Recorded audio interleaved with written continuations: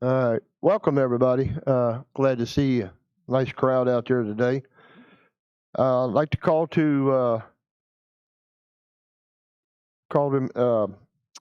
meeting to Thursday, March 3rd, Town Council, Bowling Green. We have a quorum, so we are now called to order. Meeting is open. If I can get everybody to join me for the Pledge of Allegiance, please. Pledge allegiance to the flag.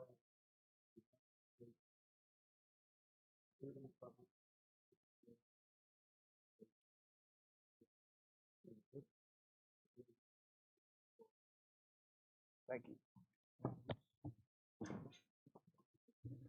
Okay, first thing on the agenda is the continuation of the public hearing from January 6, 2022 on the rezoning of RZS 2021-021 Fairmont. So I am now opening back up the public hearing. If you have anything you want to discuss or say on the matter, please come up to the podium, state your name, where you live, and I'll give you 3 minutes, please.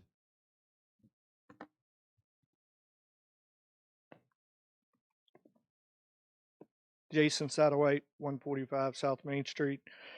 Also the former mayor, and just want to give a quick brief history of the 301 corridor and the plans that the town's had for it for many years.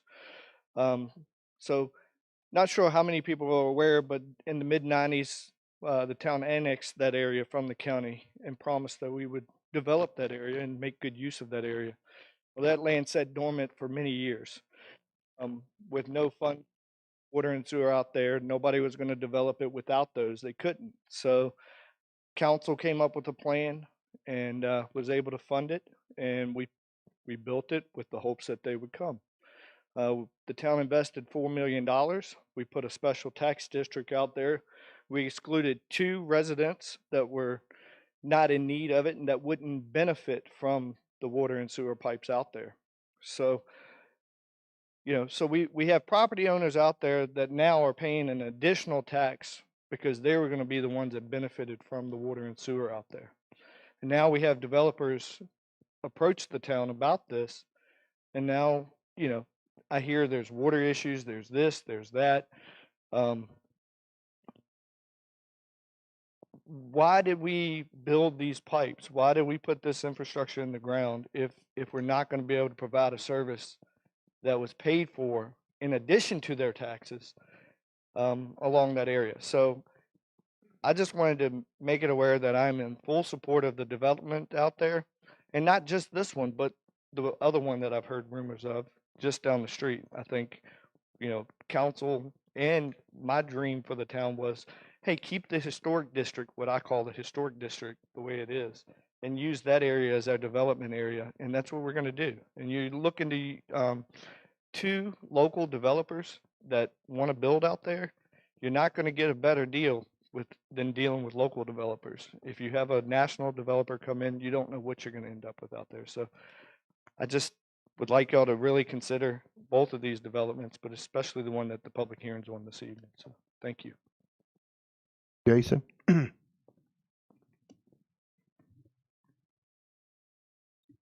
evening, Mr. Mayor and council staff. My name is David Stork, 115 Maury Avenue. I'm here tonight to speak in favor of the Fairmont project, and Jason took a lot of my points, and so I want to echo a lot of what he said. He's exactly correct. When I served on council, we cracked the nut that was promised back in the 90s, and that nut was, we're going to annex this land from the county, but by the way, we're going to provide utilities out there to you. And it just never did it. I mean, back then the council spent like $300,000 to do a feasibility study on what it would take to do all that. And so we did it at the worst time. I mean, when the market crashed in like 07, 08, we borrowed a lot of money, but we got it at a good deal because contractors were beat up. So we've got pipes in the ground out there, and we worked real hard when I was on council to get a lot of commercial. We thought, Fort AP Hill needed support. They needed commercial development out there, i.e. a hotel. And we worked very hard. Fort AP Hill is like this. It's a driver, but it's not a consistent driver. And so, I'm in business here in town, been in business for a long time. And everyone talks about we need more amenities in town. We need more things. We all want more things. We don't want to drive to Fredericksburg or Richmond. Well, the only way you get more amenities is with rooftops. And we have the infrastructure in the ground. I support growth on that 301 corridor because it's going to support the downtown. I don't care whether it's a hotel. I don't care whether it's housing.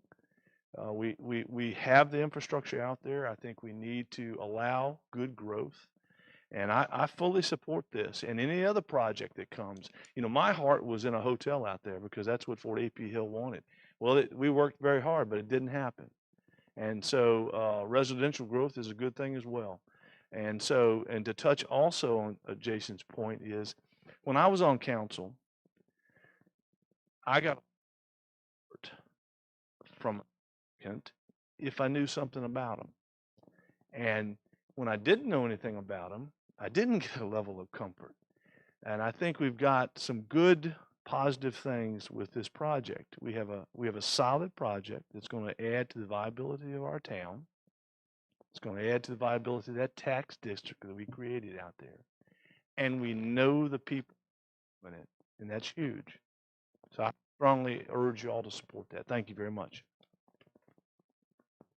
Thank you, David. Dan Hansen, and I don't really like following a funeral director. For the record, today's February 3rd, not March 3rd, when the meeting was opened. I'm also Jason's father-in-law, so I think that's pretty much all the full disclosures. And I also own the property in question that Fairmont purchased from me last year, and I owned it for about 39 years. And I come tonight asking town council that they'll vote in favor of both Fairmont, and when Northview comes before them, also vote in favor of that. It's been almost 30 years since the landowners in the North 301 corridor first met to discuss the annexation, and which became official on January 1st of 1998. In the 24 years that have transpired, I have met several times with town officials and the landowners regarding the North 301 corridor. During that 24 years, activity on the corridor has been slow and disappointing. And no one has approached me concerning the purchase of my land until the owners of Fairmont did last year. The town has waited 24 years to develop much of this property. I ask the town council now if 24 years is long enough to wait before increasing the real estate tax base. And that's pretty much all I have to say. Thank you for for your consideration and allowing me to come. Thank you, Dan. Anybody else?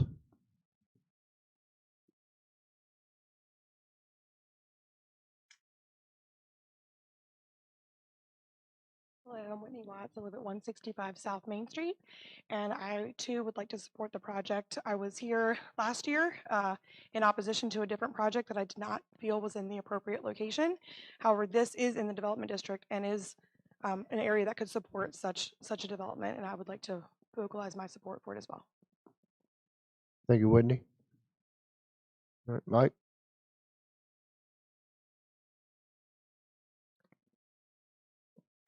My name is Mike Bhagat. I'm at 18080 AP Hill Boulevard, Relaxing Motel. My concern on this one is we have special district tax And this project, which is they already mentioned, but I just want to still make sure from council member that special district tax was created for those business owner. And this, when we create this residential development, they do pay off whatever loan we have existing and leave it extra future capacity for those business to come. So when those business ready to come or apply, at least we don't have to deny them, says we don't have a water capacity. So just please consider that they pay a fair amount. It's not necessary. I'm for this project. I'm not against it, but I just want to make sure they pay either residents or developer. They pay their fair share on that cost and leave it extra capacity for water and sewer for future development. Because this is not business, this is residential we creating. I'm also for it, but I just want to make sure that you guys also have budget. When future business comes, you're going to welcome that business. Thank you. Thank you, Mike. Anybody else here to speak on this matter? All right, I seen Bonnie get up. You okay? No, I just saw you get up before Mike did, and I thought you was going to get up here. That's all. Sandra Pelter, 328 North Main Street. I also serve on Planning Commission. I have to say that in a way I'm for it, but in a way I would like to see things critiqued. And I know as town council, y'all have that ability. We only had 100 days to review this project or projects. You have now another 11 months. Our concerns on Planning Commission were enough water. We don't have water. How do you approve a subdivision when we don't have those in place? The traffic that it would create, the environmental concerns, they were addressed for Fairmont with the pond that was next to it and different things. And now the owners are another one for another project. This particular project has no commercial in it. And when we talked on town council, that corridor was always commercial, residential behind it. Then my concerns also is the width of the streets, the fact that you would have overflow parking in the streets, and then the streets are narrowed down to almost a one lane to get through. Then you have AP Hill as a neighbor. I don't want to see these residential areas start to complain to AP Hill for the noise. That is our sound of freedom. It's been there before they were there. Yes, we've been working on this project for 24 years.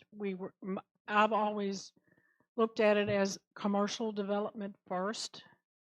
So there again, why can't we wait another 11 months to make sure everything flows and is in place and these areas are compatible to what the town is, the quaintness of the town. You build businesses or you even build homes, the people will come with the right type of business. And like I said, my first concern has always been for commercial out front, then residential behind it. And as he spoke on the special tax district, are the residents going to pick up and start paying for that as well? Thank you. Thank you, Sandy.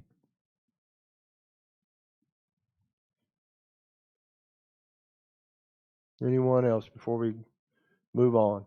Yes, sir. Come on up. Name is Tommy Wright, 17339 Hardin Drive.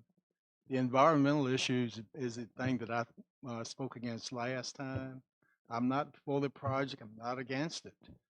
We talked about the pond. That's the part that I'm very concerned about. Mike, man, you got ponds on each side and a swamp in the back. And I know for a fact, kids are going to be in that pond if something's not done. I think we talked about a fence. And if a fence comes up, no problem. So that's pretty much all I've got to say. Thank you. Sir, thank you for speaking up. Anybody else? All right. Hearing none. I would like to see what council would like to do. We do have time to push this down the road. I can either close the hearing, public hearing, we go for a vote, or we can continue the public hearing till March. I'd like to have a consensus on what y'all want to do, or that I can just put a motion out there and we just go with it. Well, those aren't the only two options, just to be clear. We don't have to take a vote right now if you close the No, public hearing. that's what I'm saying. Yeah, if we close it, I can't push it down the line. I have to keep the public hearing open for us to carry it on for the next month. No, we don't have to take action. Andrea, Andrea? Because I know what you think told me you're last muted. month. Good last- grief, you'd think by 2022 I'd know how to unmute. That is correct. If you close the public hearing, you are not required to vote on it. You could still postpone voting until next month, but keeping the public hearing open keeps the record open and allows citizens to provide input. True. Andrea, procedurally, in order for the council to have discussion, does the public hearing have to be closed first? Normally, I see the normally you would have the applicant do any rebuttal questions, then you'd close the public hearing, and then the body would have discussion. Is that the way it has to be, or go ahead and please define? Yeah, it is not the way that it has to be, although the correct way would be to close the public hearing, then there would be a motion, and then there would be discussion. Gotcha. So, I think procedurally it's fine for council to go ahead and engage in a discussion at this point. But I would like the opportunity to ask questions to the developer if we need to, by keeping the public hearing open. I would like to do that, and then possibility of keeping it open till the next month. If not, we'll close it and still push it down the line. Is that good? Even if you close the public hearing, you can still ask questions of Mr. Webb next month. Oh, next month? Yes, sir. I would like to ask questions this month, probably. That's fine too. Okay, so we can close it and then ask questions and then push it down the line without, because once we do a motion, we got to act on the motion. Right. Correct. So, all right. So I'd rather have Maybe discussion before the consensus motion. about the public hearing, about continuing the public hearing first. Right. All right. All right. Anybody else on the public hearing? All right. I'd like to close the public hearing. Public hearing is closed. I would like to do a discussion session, please. Dan, is there anything you want to add? Anybody have any questions for the developer? I don't have anything to add. I'd be glad to answer any questions, or be glad to go over the changes that we've made. Since the last meeting, we have modified our layout, modified proffers, and be glad to go over that. Or if you all feel comfortable, I'd be glad to answer any questions. I have a question, Dan. The water issue, that's all solved. I mean, we have plenty of water, correct? I mean, the way that I understand it, Yeah. there is adequate capacity within the system now. What we are proposing, we are proffering to pay $50,000 to water infrastructure improvements, which could include a well. And so that's one thing that we're doing to try to help pay, help fund that. But, we also, our project's probably going to generate just shy of $1 million with the reduction in lots now, but it's going to generate, close to that in water and sewer availability fees.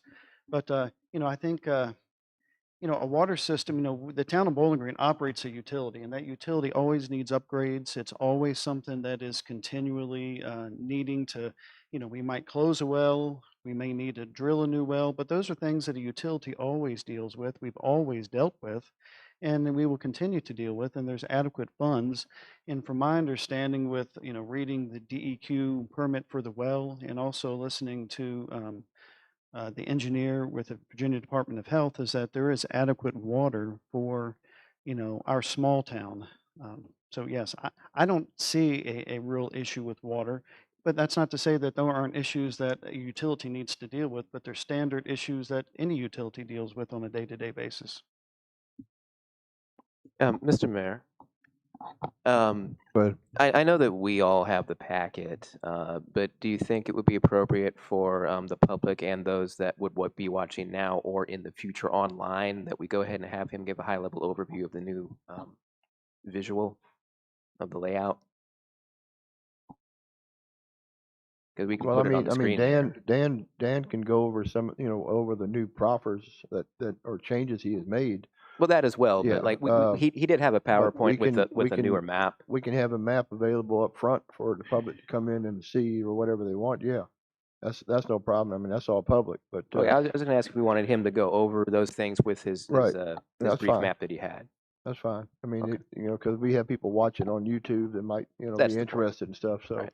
Okay. if you don't mind, Dan, you want to go over some of the Yeah. changes that you brought forth in detail or whatever, and Absolutely. Yeah, I mean, we brought a PowerPoint presentation, but just a few slides.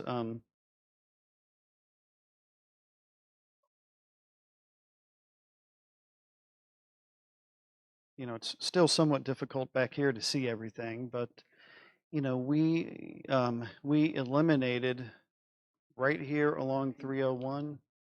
We eliminated all of the townhouses that we had, and we put single-family homes backing up to 301, which allowed us to push the structures and the houses back away from 301, approximately 40 feet to provide an additional buffer.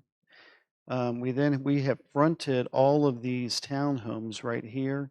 They will all front on a public VDOT maintained street.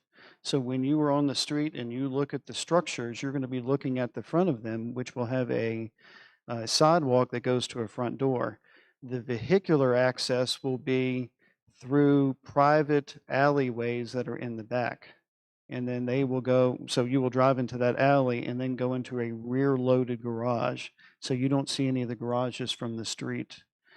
What that allowed us to do then is to provide a nice common area in this general area here. And what we are proposing and what we have proffered is that we're going to, provide amenities. And what I am showing there is a pavilion that is the same size that we have right next door that we constructed, the town put in, along with a playground, just like we have here for the town currently, and then a large recreation field that's going to be a grassed area that's right in here. What it also allowed us to do is to provide, it's very difficult to see, but there are parking areas that go all the way around that townhouse. So that's auxiliary parking, for the residents of the entire community and also people that may need to drive from their home in order to get to the facilities and to use them, and for guests. So we've provided a lot of additional parking. So those are probably the main changes. Well, we eliminated 9 townhouse units and we eliminated 1 single family. And so, we reduced the number of units by 10, which reduces everything, traffic, reduces tax base as well. But, I feel like it's a lot better project right now. Allowed us to provide, the amenities that I heard, that things that we were going to provide, but I think we were able to provide a much nicer amenity package for our community. Were there any, that's the main thing. The proffer, the big thing that we added. I think we cleaned up some language Allison may be able to speak a little better to this, but I feel like I cleaned up our language because our intent is to build that project. You know, our intent is to not follow the GDP. Our intent with the proffer is to proffer the generalized development plan so that we're going to build what you see there. But, you know, as you know, when you start getting into detailed construction plans, you know, some things may change. I may need to eliminate a couple of units. I may need to shift a road slightly here or there. And so we want to have the ability to do that in order to meet, you know, all of the VDOT requirements, all of the environmental requirements. So that's the only flexibility we want, but we do want to build that plan. We want to build no more than that number of townhouses, no more than that number of single family homes.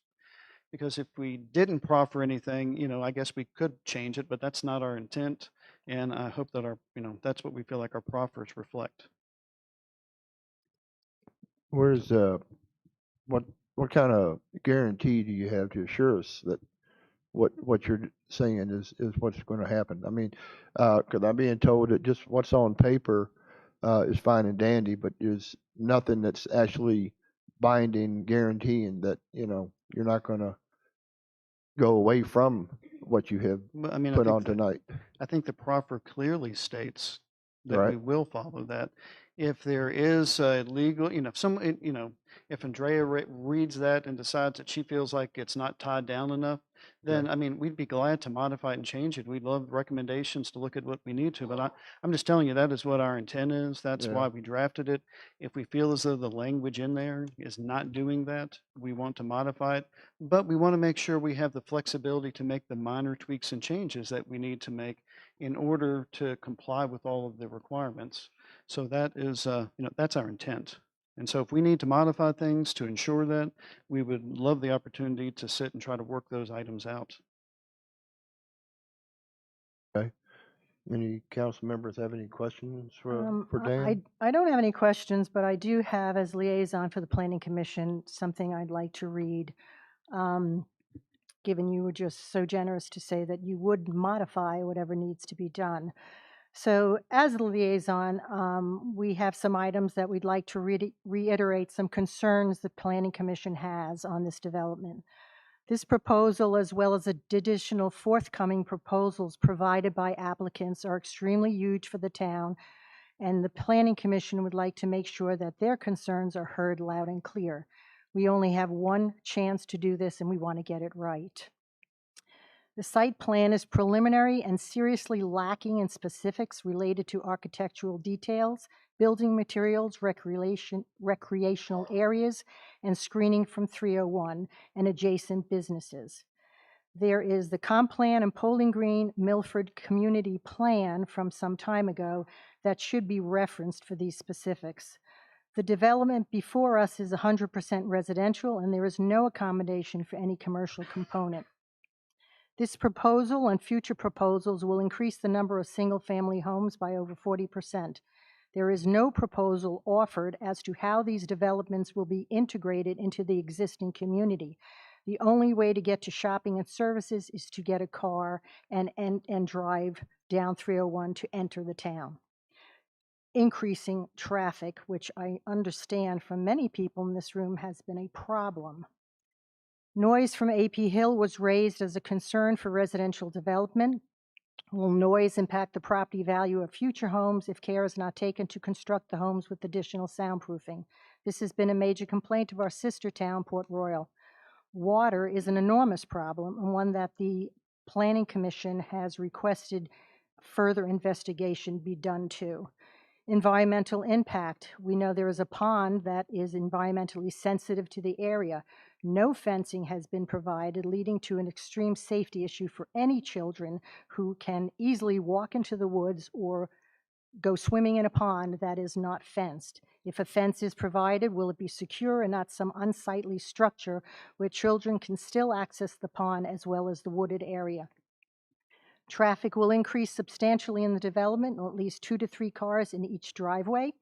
VDOT has provided data during an ancillary discussion that increase in traffic in this area will increase at least 15 to 20,000 cars within the next 15 to 20 years. Real estate taxes. It is known fact that residential homes do not provide sufficient revenue. The only way that might occur is if these homes are somewhere in the vicinity of $500 to $1 million or more to see any significant gain. There are no true buffers in the ways of trees and use of natural resources, no open public spaces, no greenway areas. The present plan is not desirable enough designed to be the gateway to our town. I don't know how many people will want to sit in their yard during the summer and look at traffic 301 and auto businesses across the street. There's no buffers at all. There's not even a burn. The impact on community services, increase in social services, fire and rescue, police services, and educational costs.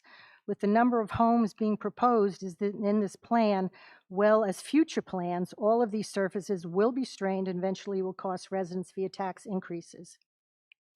We do not want cookie cutter developments that is disconnected from the town.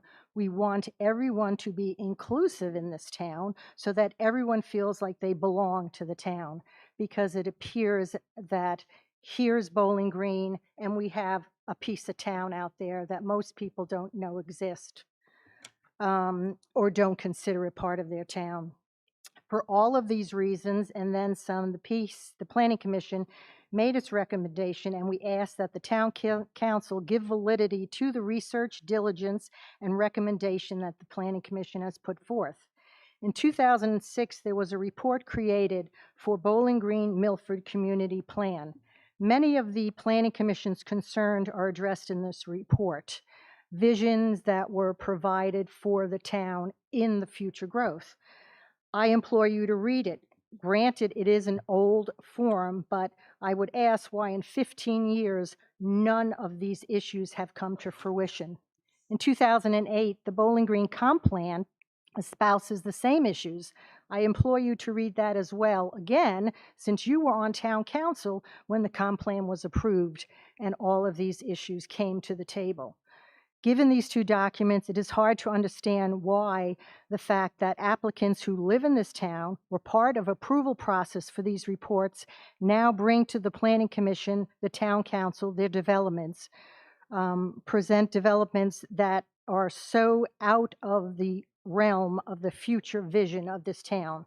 I ask you simply, why would plans be brought to these two bodies that if proactive steps are not addressed, the developments will occur in isolation from each other and from existing the town itself?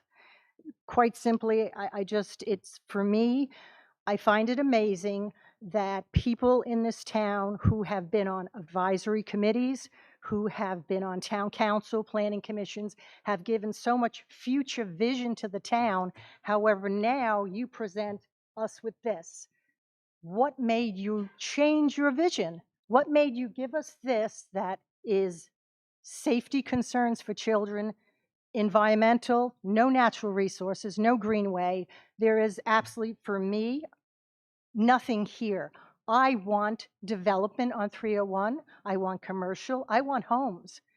This is just not what we're looking for. It is not what was put in the comp plan and the vision of this town, which many people here created. So I appreciate what you've done here, but for me, it's just not enough, and I appreciate that. Thank you. And the Planning Commission as well. We just want validity because we do so much to provide for the town, and it seems to go by the wayside. Thank you. Thank you, Valerie. Anybody else? Yes. Can you guys hear me okay? Hello? Yes. Okay, good. Okay. Yeah, so I have been listening a lot, and I feel like my representation is pretty biased. But I am here to represent the community, and I am for growth on 301. Obviously, that's a prime location for a lot of things. I originally, my biggest concern was rezoning it from mixed use to all residential, because when you guys a long time ago even thought about the water, obviously it was for commercial use. And I'm on council today because of water issues. So because personally, and that's what I hear more about, that me as a citizen in this town, that was a concern for me, the prices. And I've heard that just about every meeting that I've been to at council is our water rates. I'm seeing lately on Facebook our water rates. Now, this project is going to take more water. I do not know right now that we have those resources. And again, I am for growth in this community. There are things in this project that I might tweak if it were me, but I am thankful that you have looked and you have heard us, Dan, and you have made some good movement in what you're presenting, and that's good. But, and yes, longtime councils before me looked ahead and said we need to put pipes out there for future purposes for that we can have growth. I was at the meeting that I think you've been listening on with YouTube with the engineer who was here, I believe last year, probably in March of some time, when he gave us a great view of what our aquifers look like, what wells, the purpose of what a well is for this town, how that plays into our water systems, and the cost of what they are, which are thousands and millions of dollars. It is very, very pricey. So, but the biggest thing for me is how do we get there? I think that is something we need to really look at before we make any decisions on any projects on 301. We have some of the infrastructure there, but we don't have the numbers. I cannot tell you and the citizens of this town what it's going to cost you on your water next year. And yeah, it's going to go up. It always is. We did not raise the water prices, by the way, this year because we have water meters, which everybody knows is working really well right now. But these things are going to impact us in this community. And personally, I feel like I owe it to you all of you that are here tonight, whether you're for or against this project. And I'm here for the people on my street and in this town because I feel like we need to really look long and hard at that. We need to figure that out before we say yes or no to this project. That is one of my biggest concerns. The other one would be commercial use. I know that this was originally a mixed use project, this land. And I think you talked about, yes, we do need rooftops in this town for growth, but we're running out of space, people. And commercial is there are a lot of things in this town that we cannot have in this town because I don't want to have to drive to Richmond or Fredericksburg every time I want a good restaurant or I want to go somewhere and have something enjoying for my family or whatever that is that it needs commercial space. I think we need to look at those issues. Those are the two big things for me. So right now I need more time to think about this, and that's just kind of where I am with this. All right. Anybody else got anything? Dan, on your traffic study, could you refresh my memory on that? What were the numbers as far as the residential versus commercial? Wasn't it a lot less for the residential?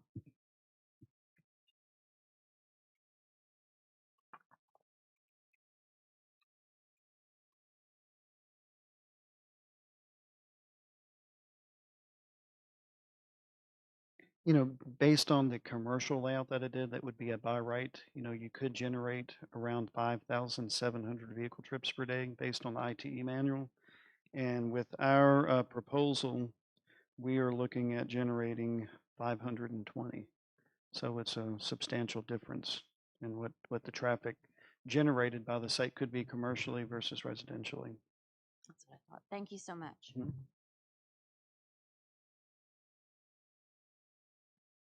Jeff, Gene, Arthur? I don't really have much in the way of questions for Dan. I would have stuff to defer to staff when we get to that point. I'd like to not have to have Dan stand there for hours upon end. So. I don't think he minds. No, I don't. Yeah.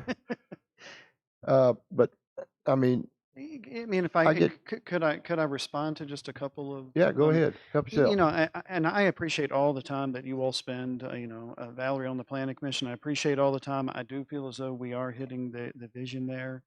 You know, one of the things that we felt was very important to tie this community to our downtown was providing a 10-foot trail that's going to be connecting our community all the way to our sidewalk network. And I mean, I think that's very important. That provides a pedestrian connection, multimodal, bicycle. And so we feel like we are trying to tie our community in there. And as far as, greenways, I mean, we have a large open space that runs along the entire perimeter of the property that, has a trail to allow residents to enjoy the natural scenery and greenways. And then we have provided a nice, very large common area that's in the middle for recreation. We did move those houses back off of 301 to provide a nice buffer. And I provided some pictures, and I don't know if we ought to go through them, just of, houses and rear yards of all of the houses that do back up. There aren't any houses that really front on the 301 bypass. I don't know that we would want to do that. And then with the water, I mean, I understand the concern. It's just it's a utility. We are, again, I just want to reiterate, we are, our availability fees are going to generate, $1 million, and the wells don't cost $1 million. I'm sure that staff can probably address this, but they've gotten some numbers on what those new well costs are, and we were, going to pay $50,000 towards that, which I feel like is a very substantial investment. And and so we did hear the planning commission, and right or wrong, maybe we should have made modifications. I felt like we wanted to hear what town council members had to say as well, and then we took all of the input that we got from planning commission and the input that we got from town council, and we modified our plan. And I feel like we made a substantial change, reduction in the number of units, provided a much better overall open space, for the community. And I mean, I feel like it's very, going to be very integrated into the town. So, I mean, I feel like we have met all of that intent, and I guess we can agree to disagree on that. But, I think that we're providing a great project there now. Have you I mean, thought is of it, collaborating with another applicant in town on the space there so that you are totally connected between the both developments? can you, I'm sorry, repeat Have that? you collaborated with another applicant here for another development to combine your properties to create a complete greenwayed area? Have you Well, I given mean, any thought to that? there's a substantial gap between the two. I mean, Right. we would certainly, I'm not quite understanding if you're referring to a trail, like, if they were able to extend, able to tie into our trail network, so they would have a pedestrian Just and, something to bridge both developments, whether that be commercial, whether that be a huge greenway area. I understand a 10-foot trail to Broadus Avenue. Once you get to Broadus, you will have to walk in town. What else other than people walking are you going to put on a 10-foot trail?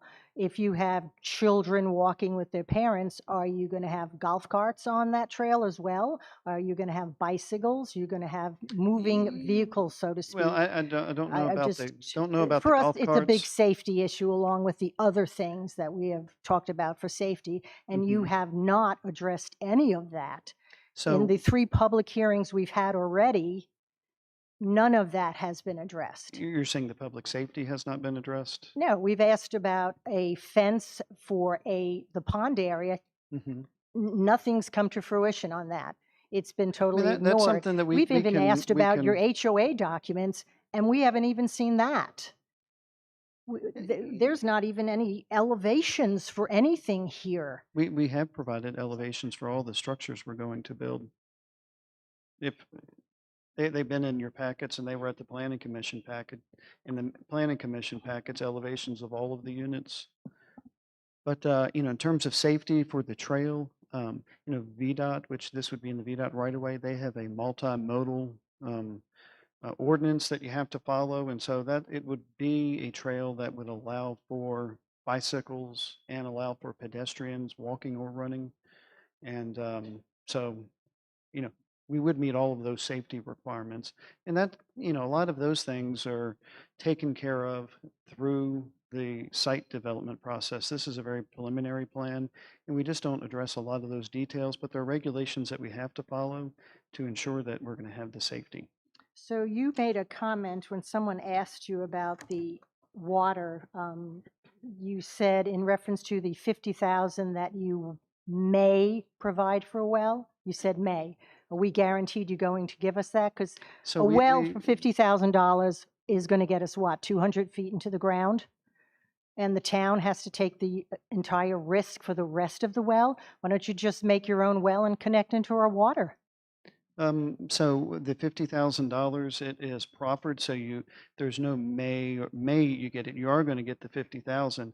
The way we crafted it is so that it goes to water system improvements. And if the town decides, well, that part of the water system improvement is a well, then you can use that for a well. I wasn't trying to be very specific that you had to use those funds specifically for a well, but it was for water system improvements.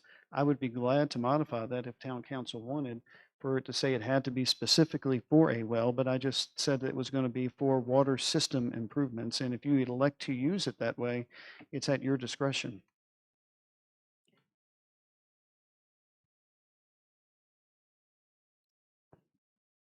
Now, go ahead, Jeff. Okay, let me get back onto the trail and the safety aspect of stuff. I do think that the lack of the HOA documentation is a little problematic with some things, because that would probably take care of a lot of concerns like the safety aspect. So what are you looking for in those HOA documents? Oh, well, responsibility of things, how things would be handled and whatnot. I'm specifically in this regarding the trail. That trail is important up with wetlands. Now, I'm not sure exactly where, which ones are exactly like preserved, and which ones are. So you're saying which trail? Well, the trail going around from the top, all the way down, all the way around, partially in the VDOT right away, partially just on the back corner So of the this property. trail here that goes, that would all be within the VDOT right of way? Yes. And there are no wetlands that would be impacted The on that? backside, by the lake. or So then pond. that trail where we walked, yes. Yes. I mean, we're not going to impact any wetlands. So Yeah, well, we that's wouldn't- part of my concern with the safety aspect. Can you even, with the way that those preservation areas are, and I'm not sure on all the regulation on that at this exact moment, but you can't exactly build all the way up to your property line in all that area, right? Yeah, could we go, do you mind if we go to one of the pages of the actual GDP? If you can guide her to it. Yeah, I guess just scroll on down. I have the entire GDP, and I'll tell you when to stop. You want to go through But this? along with that, while you're looking for that, like I have concerns as far as safety, as far as, yes, kids are going to get on the sheet right trail. You know, and- it's very difficult to see, Jeff, but our trail is right here. It's in that middle of that shaded area. Mhm. The wetlands that have been delineated, field delineated in the field, and when we field located them with the survey crew, they're on the edge of the boundary. So, we've located the wetland boundaries. We are outside of those wetland boundaries with where we're going to construct that. Okay. And, if we were to impact a wetland, we'd have to go through and get an Army Corps of Right. Engineer permit. And Right. I mean, we're not going to do that, but I mean, we can certainly put in a proffer. I feel like we've shown it, and we're not in the wetlands, and we have no Okay, intention of being in the no, I wetlands. was just double checking on that. Yeah. So you're outside the wetlands, so you can, if you want to put a fence, you can. If like obviously you're gonna have to do some improvements to make the path work anyway.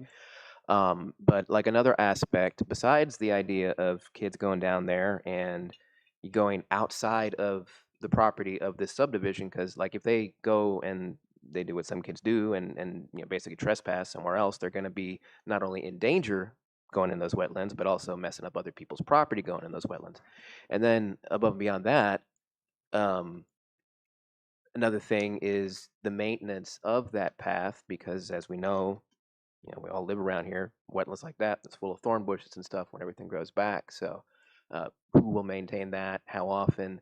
That does kind of impact the safety as well, because I go in my backyard and I cut up my arms myself. So that is just one So concern of you're mine. just looking, you want to see the documents that are saying the HOA is going to maintain X, Y, and Z, and that's what they're going to do. Well, and, there's more to an HOA document, but that would help among other things. The fence, who takes care of it, knowing that it will be taken care of, and we can point to it will be taken care of, is helpful. Okay. But I was just touching on the path at that point, so keep going and I'll get back in. All right. On the issue of water, we have water. We have water in the ground. We will have water in the ground. The issue with the well that I don't know why people seem to be concerned about the well is we're taking the well offline, but at the same time we're putting another one right back online. Matter of fact, that one will be online before the other one comes off. It will be positioned, as of right now, talking about positioning it very close to the existing well that's coming offline, and will be drilled down to the proper aquifer that it's supposed to be in, and it will be piped right back into the system. And all this will be done at minimal money because we don't have to put a lot of pipe in the ground to get it into the system. Mr. Mayor, DEQ will increase our water permit as we require it. DEQ right now has us set at a limit because that is what we use. As we require more water out of the ground, DEQ will redo our permits to authorize us to pull the water out of the ground and send it to our customers.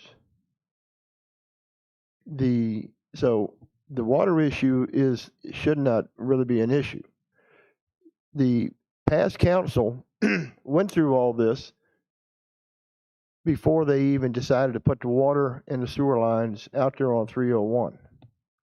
So it's not something that was just done just because, well, we're just going to do it. We don't care if we got water to put out there or not. So all this has been thought of before we came along. So there is no water issue.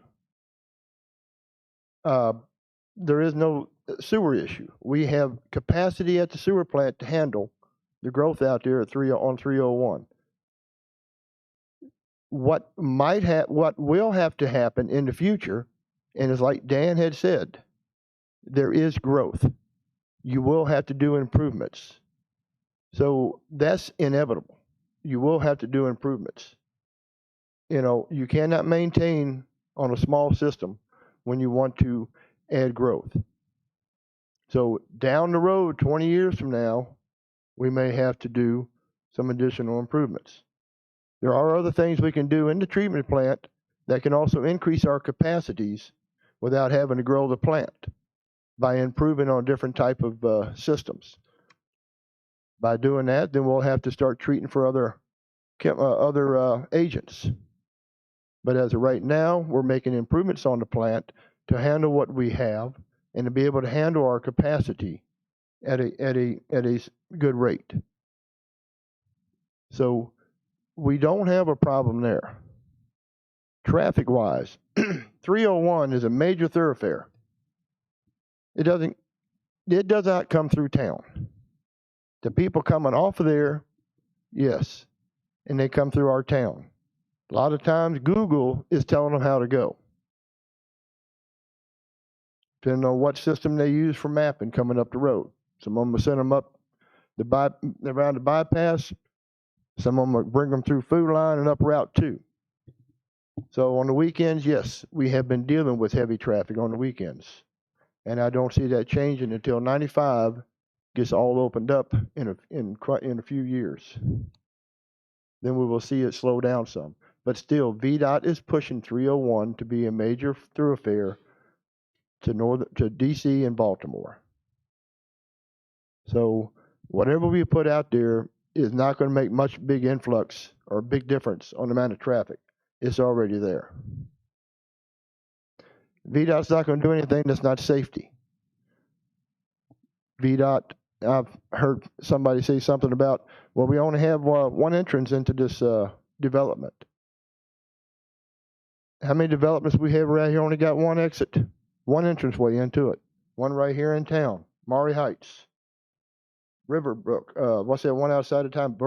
Brookwood? It has two. It has two now? Where? Oh, okay, you're right, it does now. Sorry. But a lot of your developments only have one. VDOT's only going to allow what it allows for safety reasons. Okay? VDOT will instruct them on what they need to do. They have strict rules, developers, and guidelines on what they have to do. They don't do as they wish.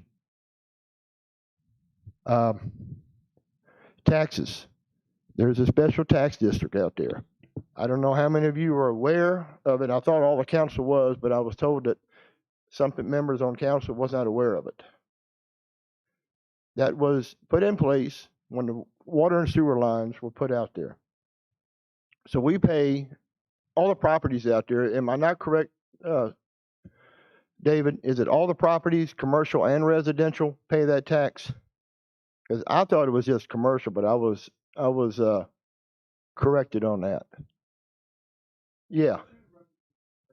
Right, that were mans, right, that were not included. Right.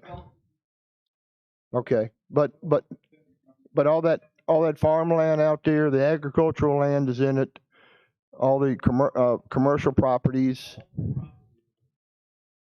Right. Okay. Pay the other part of it. Right.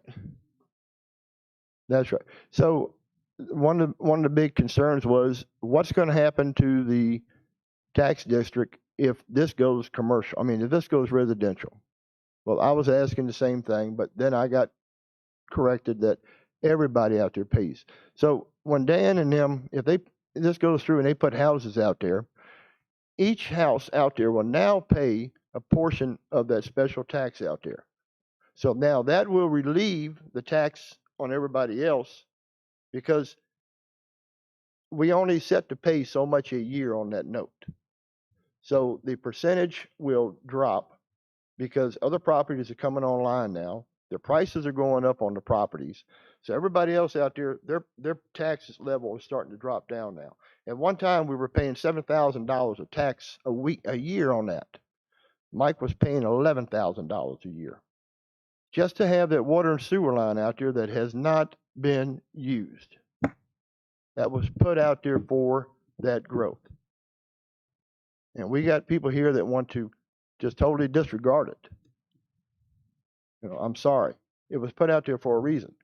We sat here and went over the comp plan. The comp plan was to make the west side of 301 a mixed use.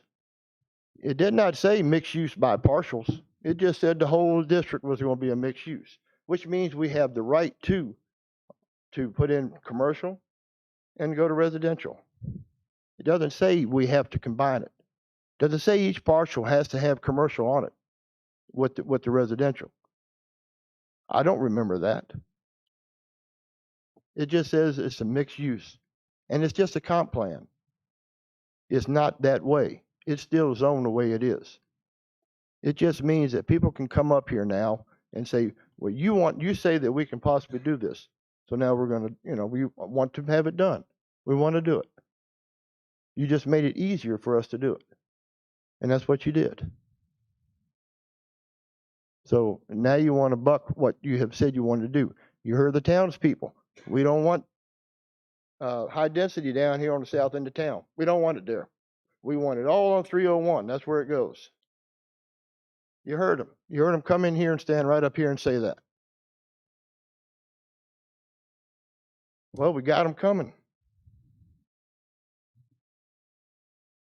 So, what are we doing?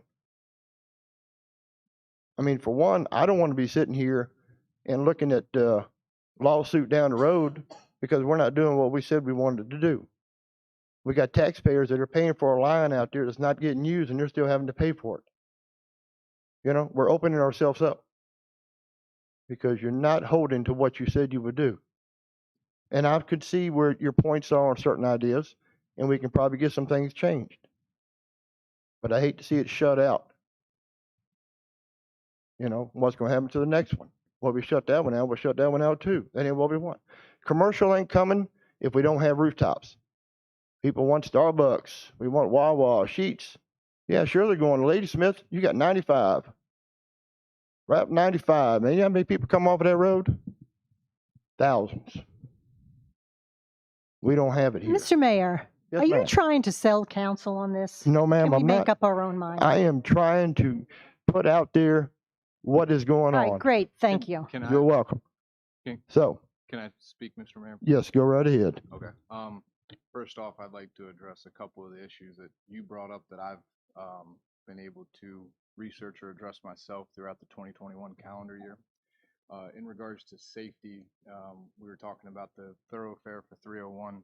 I did meet with VDOT on my own accord and with other individuals that were pertinent to Caroline County, which that would be, I'll let everybody know again, it was the fire chief, the sheriff, and then the president of the fire department. And it is, yeah. Can everybody hear me? I'll Yeah, speak get a little closer. to I'm you. sorry. In regards to that smart scale project, the concerns that I had is that what was presented was that this particular intersection could possibly be shut down here on 301.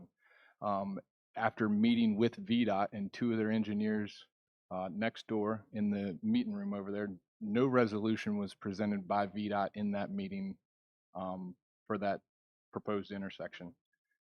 With that being said, there's also a concern that other turnarounds on 301 could potentially be shut down by that project. So at that time, that's when I came back to council to say that we needed at some point to readdress this. And the reasoning why is because there's potential business owners out there that may be impacted. You have a developer that's standing here this evening that could be potentially impacted by that project after this one goes in. So I think first off, more coordination with VDOT needs to be addressed to get some answers so that we can move forward on subjects like this. Second, moving to the water scenario, we had a meeting on Wednesday, March 10th, 2021. It was in this room with Town Council, the Planning Commission, and the Virginia Department of Drinking Water. In that meeting, we had representatives from Caroline County. It was identified that there were possible contaminations in all three well sites. That was from Virginia Department of Health, and that was where they'd stated the acronym PFAS. I did look that back up, and it stated it in September of 21. Everything was below those limits from what I just read while I was trying to research that. So that is one thing that it was on the agenda. It may have been resolved, and it didn't meet that criteria. That's good news for all of us and our well sites that we have. Going back to specifically speaking about the water to try to resolve that issue, I think more discussion needs to happen. We identified that in 2016 there was 5 well sites. One has been closed since that date. We have another one that was taken offline. We have one that's proposed to be replaced, which is well 4. And speaking with that, I saw that a proposed, price was presented to Town Council for that in the December meeting. So we are working as a group collectively for the citizens of the town to make sure that we have water in this town, whether it be new building developments, whether it's maintaining what we currently have. I think we can all say that we're working and progressing forward for that. With that being said, I think that we still have more discussion to speak about to try to clear the air of the water concern. I can say that I have numbers here that from 2016, it was estimated that there was 150,000 gallons used on a daily basis. Fast forward to 2021, and it's identified that 190,000 gallons are used roughly on a day-to-day basis. So without tremendous development in the town limits, we increased that water capacity in 6 years by 40,000 gallons. So that's, to me, kind of substantial because we didn't have a, needless to say, development come in to cause that raise. There was documentation here from DEQ that Caroline County is in an anticipated water supply deficit when moving forward. How do we resolve that? There was key things that they came up with, joining in with like a regional task force, which we've all talked about, Town of Bowling Green, Town of Port Royal, Caroline County, and King George, to remove water out of the Rappahannock. So I think that there's still more discussion as we are not 100% tacked onto that project to provide that solution to the residents here in this town. So that to me is still a concern. But I just wanted to address a couple things there. Also, I have a question regarding that tax district. If the commercial is paying, do we have it stated in verbiage that if residential were to come in that they do have to pay? That I don't know. Well, I'm being told the way it is that commercial and residential now are all paying it. And I got a listing of it from the office the other day. So everybody out there except for two residentials that at the time, which one residential has already come on as commercial, so they're now paying it. Understood. So everybody out there is, and what it does is as they add on houses or the other project adds on houses, is that more properties that will be paying on it then. So what it does is it lessens the burden on everybody else too. So it drops it down to where I think this year I paid over 2,000 this past year. So when these houses start coming in, mine will drop, Mike's will drop, all the other places out there, everything will kind of level out. So it's not so bad. But the other thing was to help. An idea is to help pay that debt down is the availability fees of over $1 million that will be coming in for the water hookups on these units and on the other units on the other uh, uh, site if we do it too. There's over $1 million too. Some of that money can be used to go towards that debt to help pay it down because we're stretched out there with like 37 years left on that note. So there's different ways we can get it to reduce it and get it down and to relieve the burden on the people as well. So, but yeah, and that deal with the smart scale, that is something that we need to get with VDOT. It's on the books here hopefully next couple months. As soon as Kyle is free, he's going to come in and talk to us about that so we can get better update from him and council can make a decision on what they want to do with that. So, but no, I was not trying to sell this project. I was laying some facts out there that people may not be aware of, whether it's council or whether it's the people sitting out there and who's watching on YouTube. But there's a lot of facts into this that, except for what you see right now. Yeah, I mean, I just like you said, we got it on the agenda, but if we got a prior project, i.e., the smart scale project that potentially could close down a turnaround there that could tremendously impact that development there. I mean, that to me is a problem that we need to find a resolution to, along with the other existing business owners there. Because the last thing I think somebody wants to do to get home is to have to go up the road an extra mile I to agree. turn around. I agree. Anybody else? Yeah. All right, Jeff. Okay. Yeah, I don't really feel comfortable with the idea of like, having like the back and forth to like, get back and forth with you like that. I don't want to come across as debating. Yeah. Yeah, hopefully that smart scale thing. But I do think since that's years off in the making, any developments that would come in would influence VDOT as they continue to develop their plans. Speaking of the traffic, I think a lot of what people's traffic concerns would be less the 301 traffic, but more if we're talking about this development, the got to go to Food Lion to get your groceries. So the broadest traffic, I think, would be more the concern. Now, ultimately, that's not adjacent to the property that you're talking about developing. So one could say it's not his problem. You could put 3 entrances on 301. They'd still come and turn onto Broadus. And it doesn't back up into Lakewood where that would be an option either. I do think that is going to be something that's going to have some sort of solution because that could potentially be a lot of traffic getting onto Broadus. Your other option would be to go all the way around the bypass and come up the other side to get to Food Line, I suppose. But those are genuine concerns, and so that is stuff to think about. With the zoning, though, the idea of mixed use, being involved in that, yes, mixed use can be what council defines it as when it's not further designed in the comp plan. The vision of that, though, was discussed at great length. To maybe get to what would be a better way to illustrate the point would be the general consensus of the idea was to have a frontage of commercial with residential in the back. There was no specific density of that residential that was discussed at the time. It was a layered discussion, from R1, 2, 3 to maybe some PUD as well. Nothing was defined in stone, so to go to your point, you're right. The issue at hand with this particular development is that, as much, and then going all the way back, through our prior councils and mayors, there always was that desire for commercial, and yes, we haven't had the commercial come. That's true. And now we have this mixed-use plan where the first thing that comes through is a residential part. Congratulations being at the front of the line there. So that kind of solidifies, hey, we do have to make the right decision of this is the first thing. This opens the door for everything else. And so that is a great big concern and stressing factor in what we're going to do.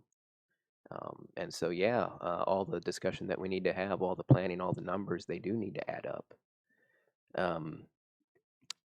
So now I guess I'll go ahead and do my couple staff questions. Do we happen to know, obviously if you say there's 35 years left, it's going to be a pretty high number. Do we know what we still owe for the special tax district, the remaining of that roundabout?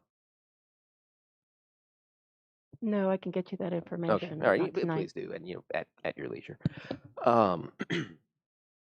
Okay, lastly, the water. This one is obviously touchy. Do we have the water? I mean, it's there. It's definitely there. It's the aquifer is doing well. We have a permit to withdraw that water, and that permit has a number associated with it. And if we need to go above that, then we need to request it. That request has not been sent yet. We are at the amounts. Arthur was given some numbers a minute ago. We could get some more of that defined. And that's the process that we need to get down. We need to get to asking for those numbers to be increased. It's not something that the town can do by itself. The pump, the well that we have right now that we have to shut down, that is, for me, probably my own biggest concern. We have to shut down a well and then build a new one, and we're building it right next to it. I have all the hope and expectation in the world with what you said. Like we're gonna do the new one.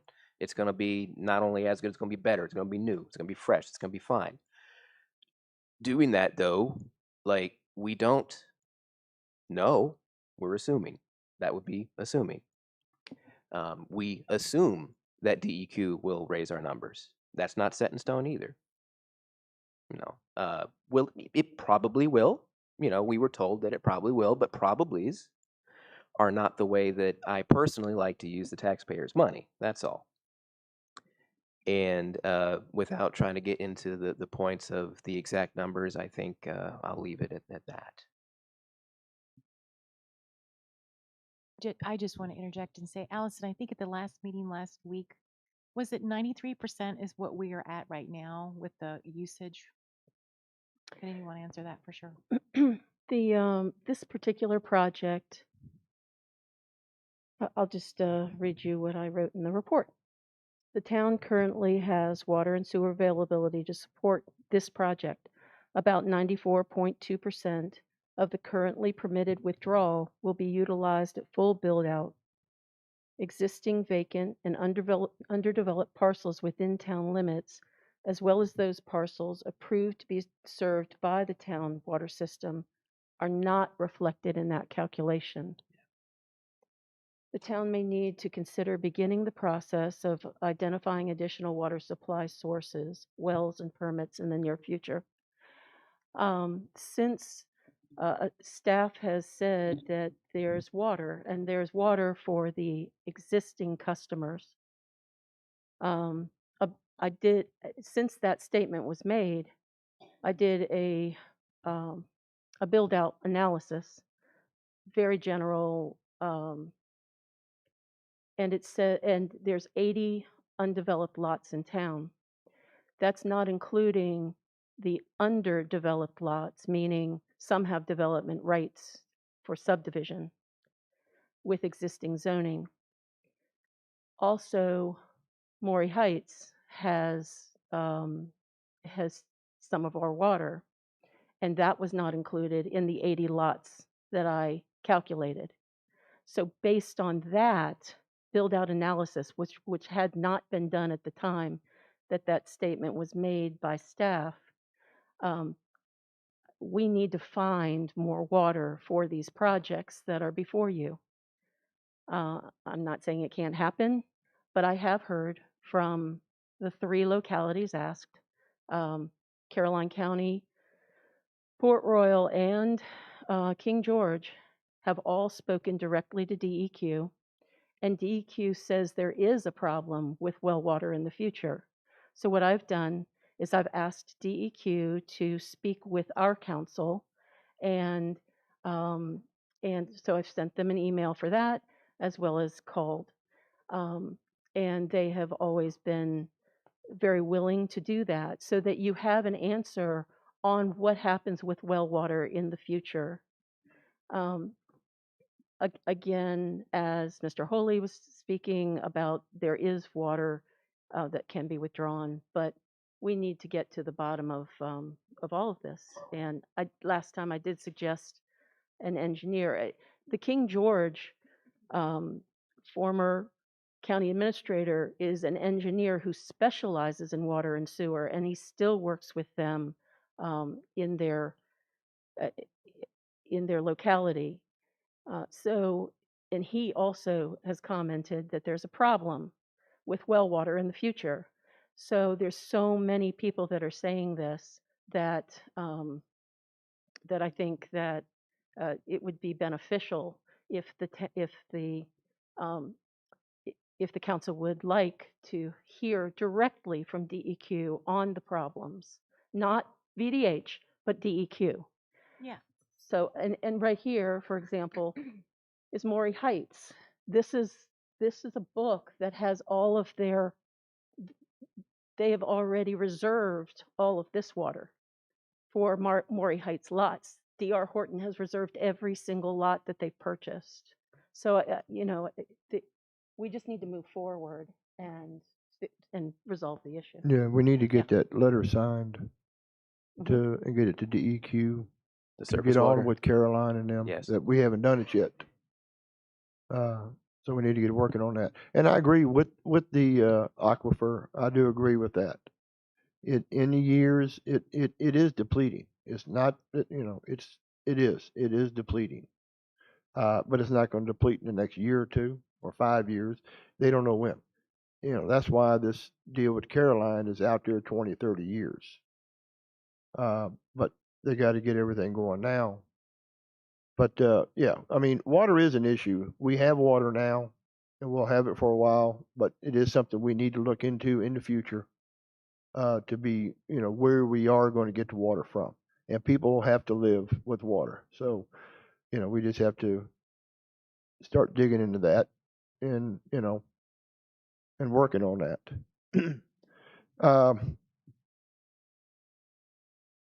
Can I get a motion that to postpone this rezoning until March?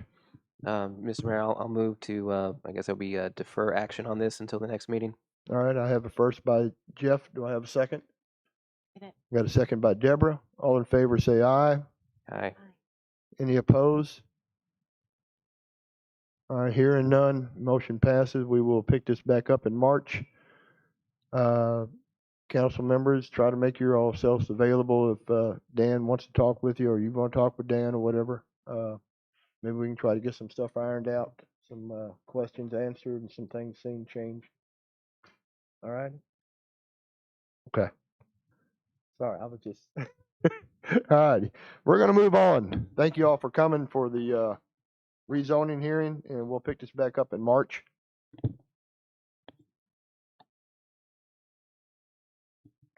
Okay, we don't have any delegations, so we're moving on to public comment. I would like to open up public comment at this time. If you have anything you'd like to speak to council about, any concerns, questions, well, not questions, but any concerns or gratitudes, please come on up, state your name and your address. Good evening. My name is Paul Ehrlich. I'm 17469 Coolidge. It's a small subdivision outside of town, but not part of town. I recently got my water bill, and now I did get some explanations, but unfortunately, when I got the explanation over the phone, I was in the middle of a doctor's appointment, so I wasn't really paying too much attention. But so um, I got my recent water bill. It was $100 more than any other month than for the past year. For example, I do irrigate my lawn during the summertime, so my bill's somewhere around $255 in the summertime. And non-irrigation months, wintertime, of course, I'm $186, $178, somewhere around there. This water bill was $289 for, I have no idea why. I don't know why it's that high. For example, I use roughly on average during the winter months 6,800 gallons. During summer, I'm somewhere around 16,000 by the time I do irrigation. So my average water is during the non-irrigation months is 106. Actually, so the 5 month average, actually including irrigation, I'm 106 on the water and 108 on the sewer. Last month alone, I'm 130 for the water and 159 for the sewer. So I'm trying to figure out why. A good explanation would be great to find out why my water bill increased by close to 45%. So, and it's not only me. My next door neighbor to the right, next door neighbor to the left went up $90. So I got an explanation that, okay, they changed the readers to electronic readers. I have 4 people that I talked to just in my subdivision alone that went up close to $90. Malfunctioning readers on houses that are less than 4 years old, 3 years old, meter's not, sorry. It's just too convenient for the 4 people I talked to in my subdivision to have a bad meter. So I'm trying to understand where the calculations are coming from, because no matter what, it doesn't compute on what I have. Right. So I'm trying to understand, there's no rate increase. So why $100 more this period than any other period? Well, I can assure you we didn't do it purposely, and the office, as I hear it, the office is working on it, and supposedly they said they found a reason why. So, Okay.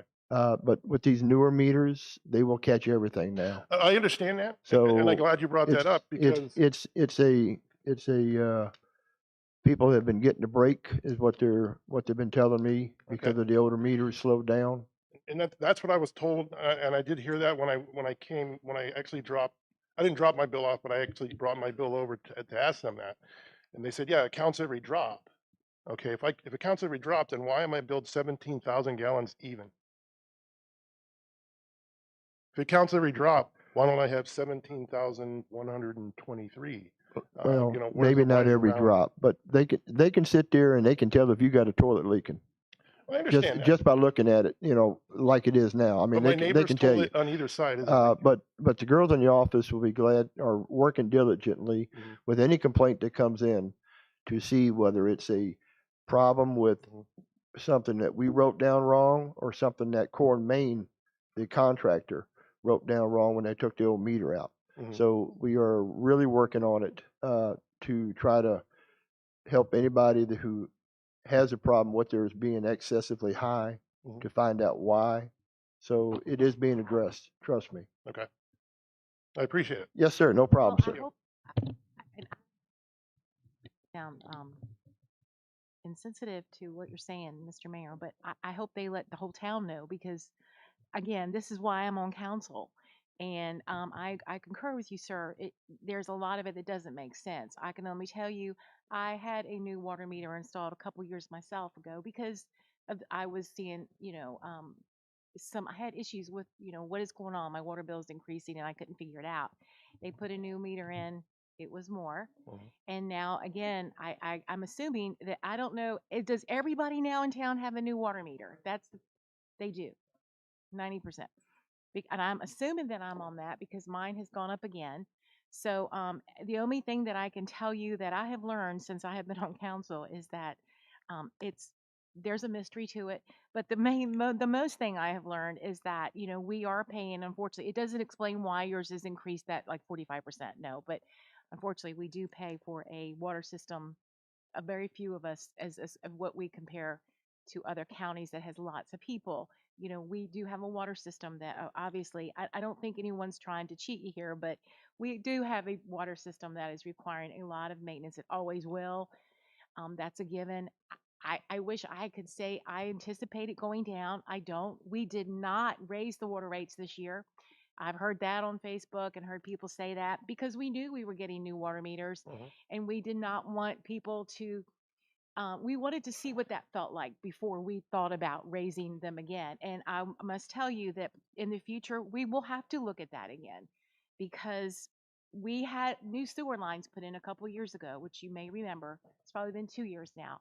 And, you have to meet the requirements to qualify to get funding to help offset that cost, which means that we as citizens have to show in our community that we are paying a certain percent to maintain our water system.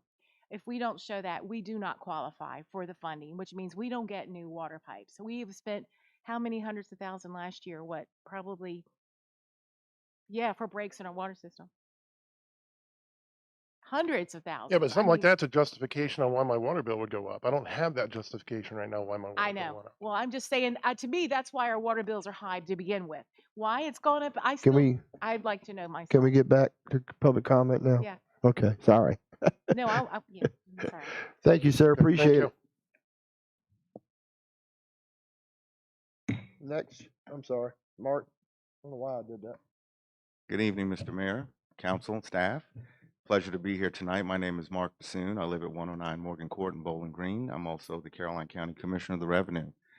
I have a couple things that I'd like to make publicly known here tonight. I would like to thank this council for employing a wonderful police department.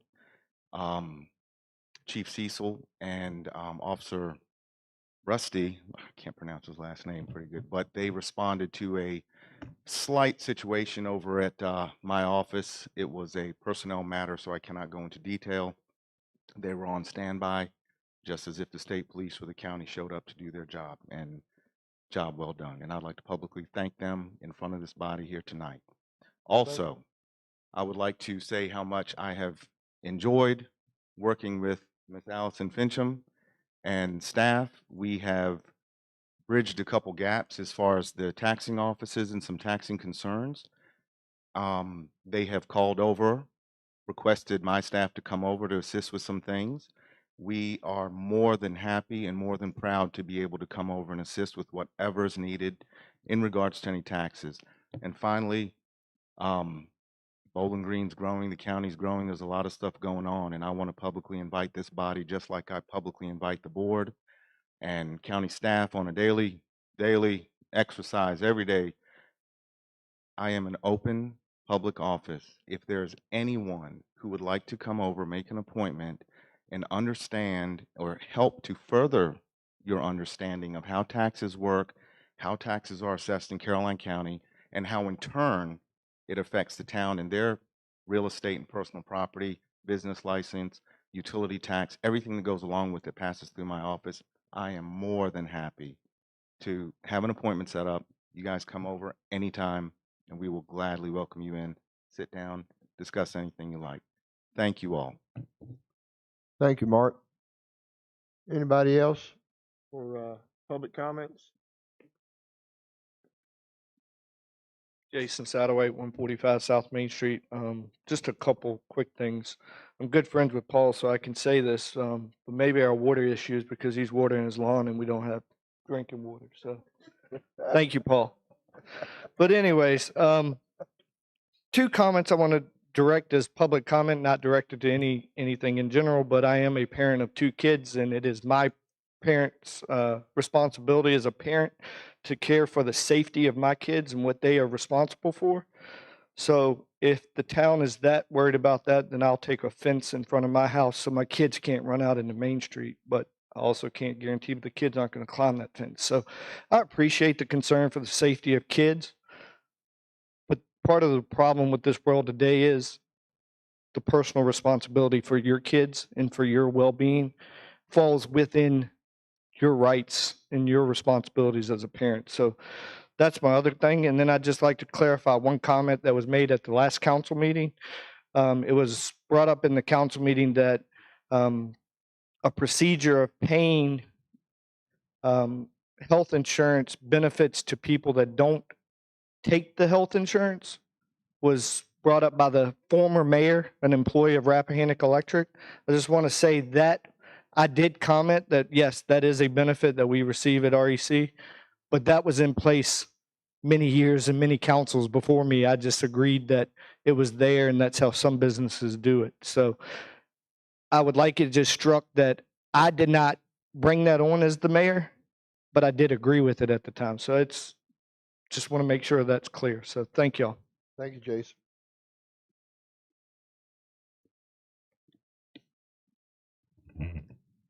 Hi, Whitney, can you hear me? Okay. Whitney Watts, 165 South Main Street. And I would like to express my concerns for several recent happenings that do not represent the transparency in government that our town citizens deserve. Upon learning of some issues that were of concern to me, I went to the town website to review agendas and minutes of previous meetings.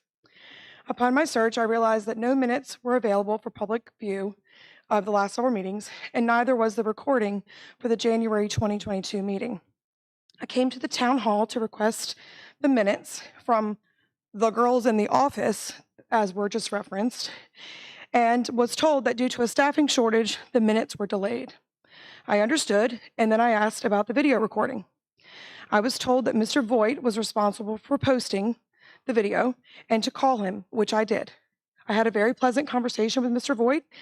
We discussed some of my concerns and why I was looking for the video to begin with, and within a few hours, the meeting was posted online, albeit it was yesterday, this morning, whatever. I took the time to watch the full 2.5-hour meeting, and I probably shouldn't have. First, I would like to express my concern with the disbanding of the EDA, or the even thought of it. The EDA is a mechanism by which small businesses can receive funding, and I fully support it. Not to mention the multiple times I've heard mentioned here tonight, commercial development. And I don't understand how we might attract commercial development without a staff person working full-time on that endeavor and the disbandment of the EDA, as was mentioned in the last meeting. Secondly, I have a concern with items that do not appear on the agenda coming up as major disruptions to town business.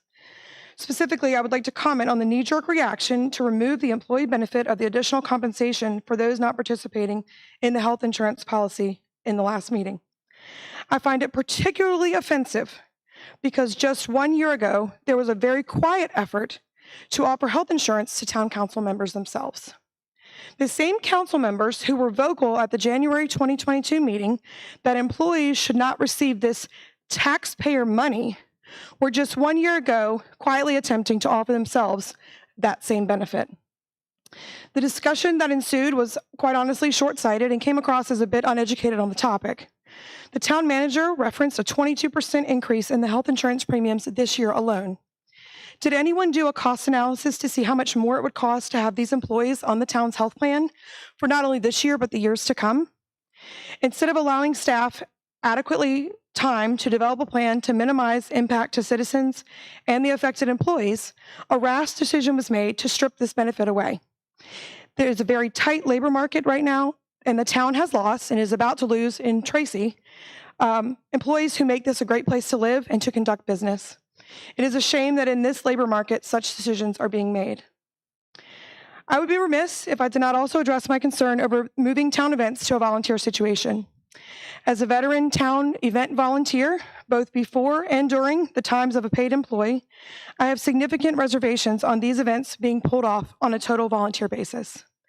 The pool of volunteers who have helped bring these events to fruition over the years have largely been based on personal relationships of myself and many others, and not necessarily town engagement. In the last several years, tragic events across America have changed the landscape on community event planning. Any committee that is tasked in today's world with such events should be educated and qualified to implement all aspects of safety, risk management, and financial performance associated with such events. Lastly, I would like to point out that the town is experiencing a bit of a wave that we haven't seen in decades. Growth, investment, vibrancy, and interest that we all should desire. I would hate to see poor decisions, EDA, personnel, or otherwise, hamper our ability to continue this trend into the future. Thank you. Thank you, Wendy. Anybody else?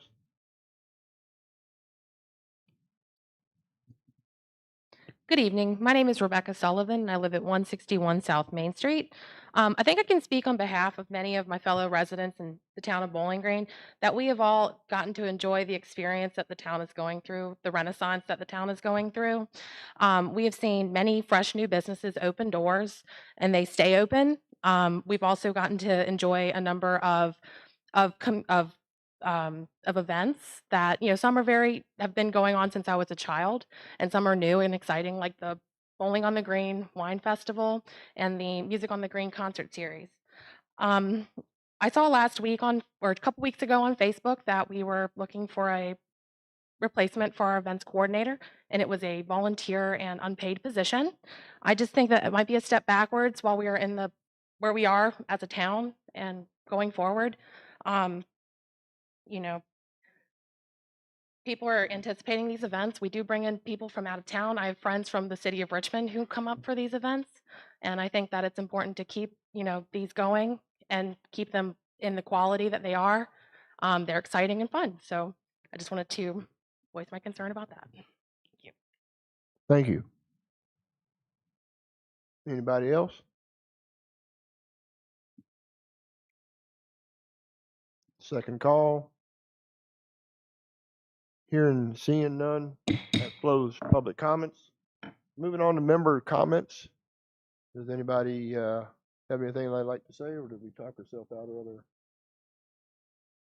All right. I just want to say when it comes to All public right, go ahead, events, Deborah. and I'll keep it brief, that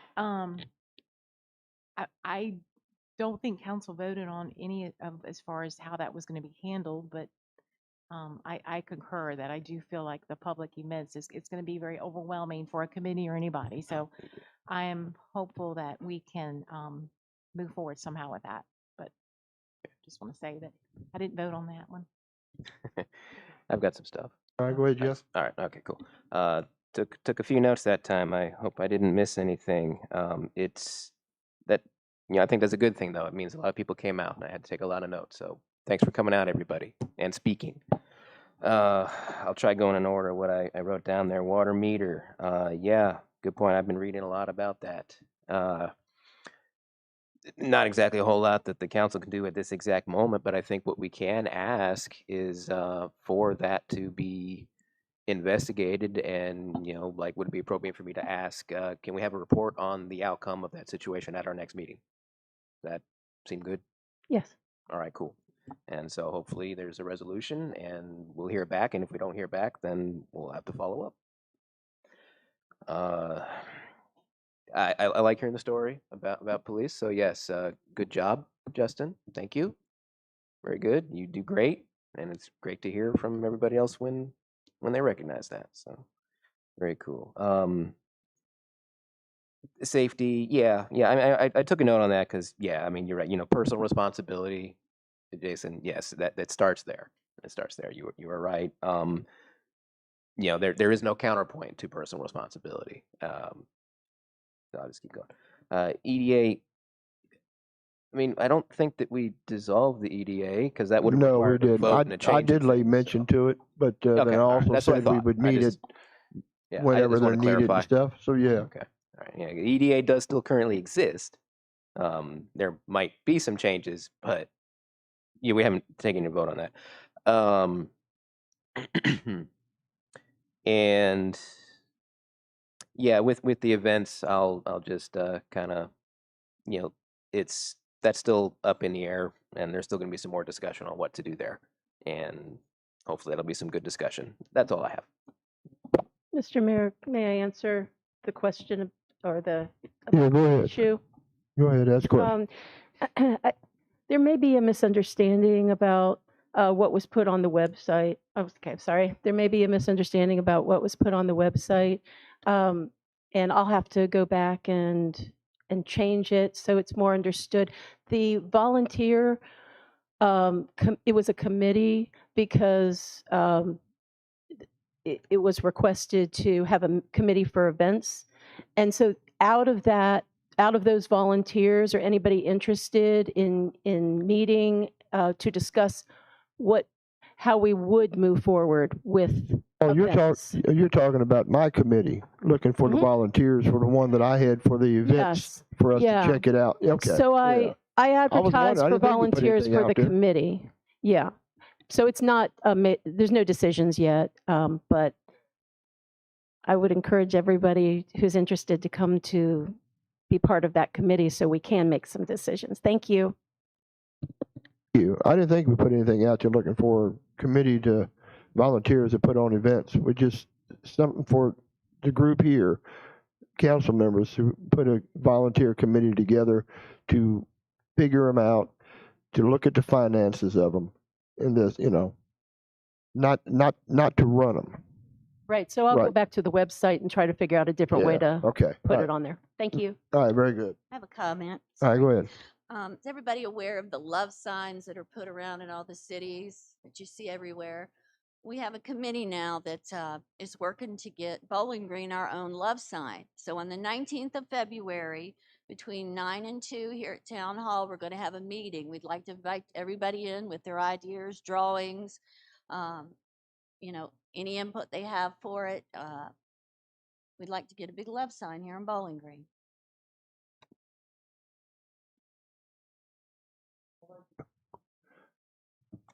Anybody else? Valerie?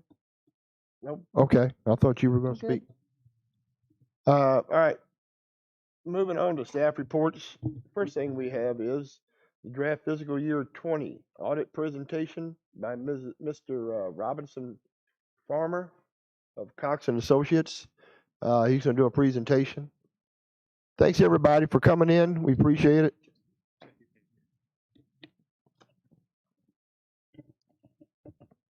All right. Good evening, Council. Thank you for having me here tonight to present the financial report for the year ended June 30th, 2020 for the town of Bowling Green. I assumed the crowd was for me tonight, but maybe not. So for tonight, I have provided you three items. The one is the hard copy of the report printed out, and the other is the two communication items that I provided. So for my plan tonight is to take the report, start at the front and work our way towards the back. I added some small little tabs there to kind of help us navigate it. And basically what I'm going to do is I'm going to point out some of the financial highlights and any other maybe items of point I'd like to point out to you, such as some exhibits or schedules. So that being said, could you please turn to page 1 of the financial report?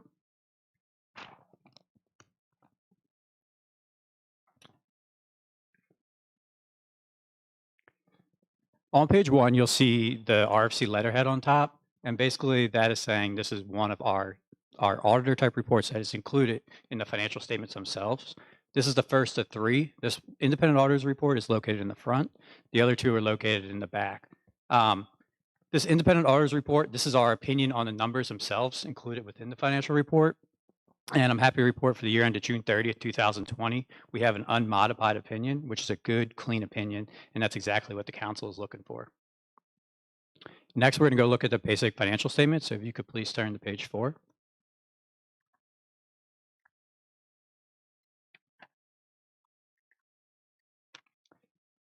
On page 4, you'll find the statement of net position. This is your balance sheet on full accrual, meaning you're going to have your capital assets and your long-term liabilities on here. And what I'd like to point your attention to is that first column of the government activities under the primary government. And if you can look down at the far bottom on the left-hand corner, you're going to see your total net position for government activities is approximately $651,000 at year end, which is just a slight decrease from the prior year of about $34,000. And so if you change the page to Exhibit 2,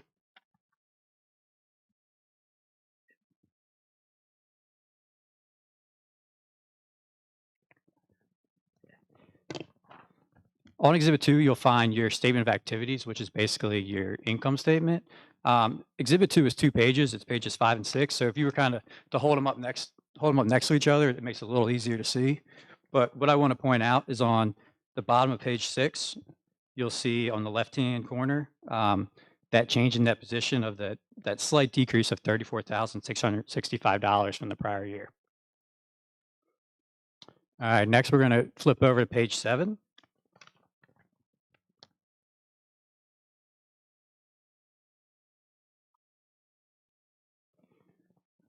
On page 7, you'll find your balance sheet for your governmental funds, so your general fund, your capital projects. This balance sheet is on the modified accrual basis, meaning you're not going to see any capital assets or any long-term debt on here.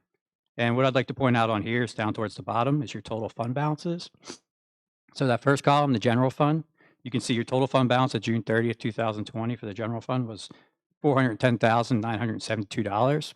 And right above that, of that 410,000 of fund balance, $400,032 is unassigned fund balance.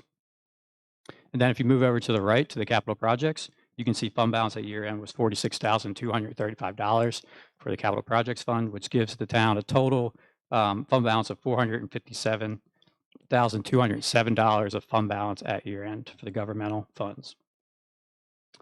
Next, we're going to take a look at the excuse me, getting ahead of myself. Can you please turn to page 9, which is Exhibit 5?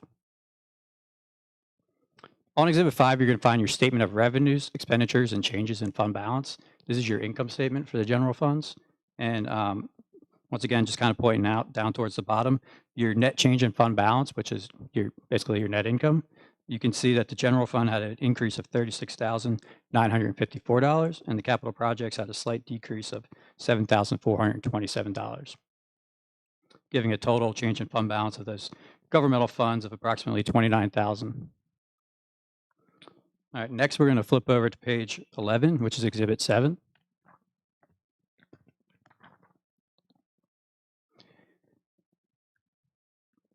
On Exhibit 7, you'll find your statement of net position for the proprietary funds, so your water and sewer funds. So you have your assets, your deferred outflows, your liabilities, your deferred inflows, and your net position down there at the bottom. So the total net position for the water fund was $824,131. The sewer fund had a net position of $3,238,488 at year end. So that gives the enterprise funds approximately $4,062,000 of net position at year end. If you could please flip to the next page.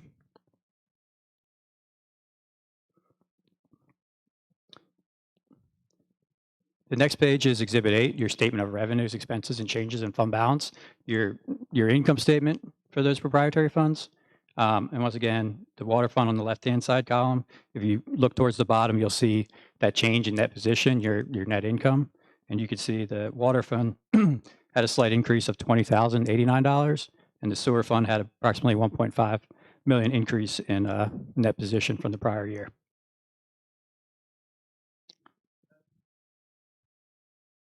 Yeah, much of that, if you look at the capital grants and contribution line, you can see there was 1.594 million in grant contributions for the year ended June 30th, 2020.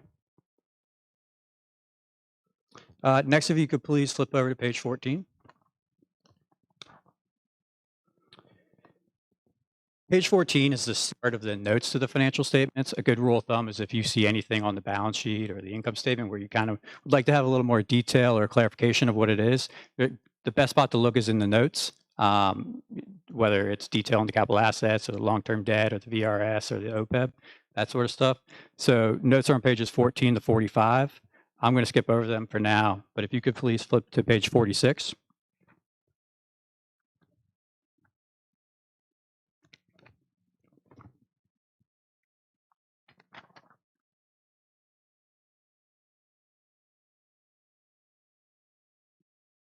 On page 46, you'll find your schedule of revenues, expenditures, and changes in fund balance for budget and actual for the general fund. Basically, what this is it has the original budget, the final budget, and the actual amounts for the general fund. And that far right-hand column, the variance with final budget, positive or negative, shows if it came in higher or lower than expected. So, for example, the revenues down there came in about 1.2 million.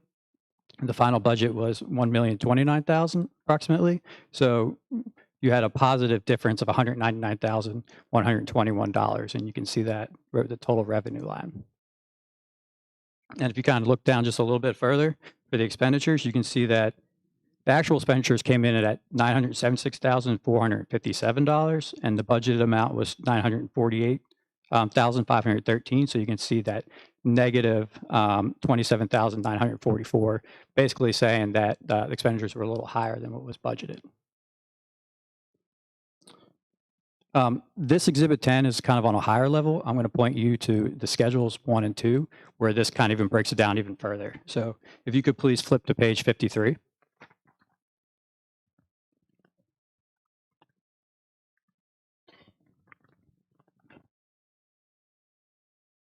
All right, on page 53, you'll find your schedules of revenues, budget versus actual for the governmental funds, and this breaks it down even further, such as the general property taxes by type or the other local taxes, permits, fines, revenue for money and property, et cetera.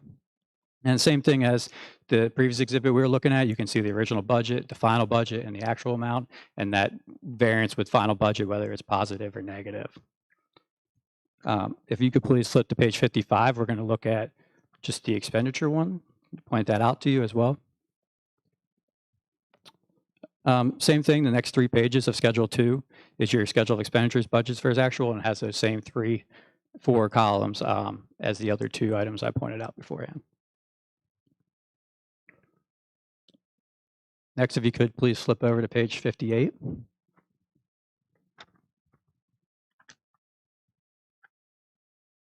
All right, on page 58, you're going to find our second or third auditor type report. This is our report on internal control over financial reporting and on compliance and other matters based on an audit of financial statements performed in accordance with government auditing standards. Sometimes you'll hear the term thrown around the yellow book opinion, and that's what this is right here. And I'm happy to report for the year ended June 30th, 2020, that we had no material weaknesses or significant deficiencies identified. So as a council, that's exactly what you're looking for in this report. If you could please flip to page 60, you're going to find our final auditor type report on here. This is our report on compliance for each major program and on an internal control over compliance required by uniform guidance. Basically, this is our report on the single audit we did over the major program. And once again, I'm happy to report to council that we did not identify any material weaknesses or significant deficiencies. So once again, that's exactly what you're looking for in an audit report. Next, if you could please flip to page 64.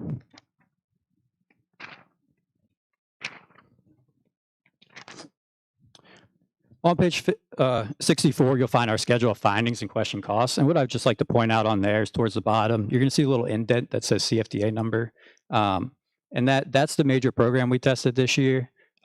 It's actually the only one you guys had this year as well. But I just want to point that out for future references as well. So if you're ever wondering if you have a single audit done and what major program we tested for that audit, this is where you can find it on the schedule.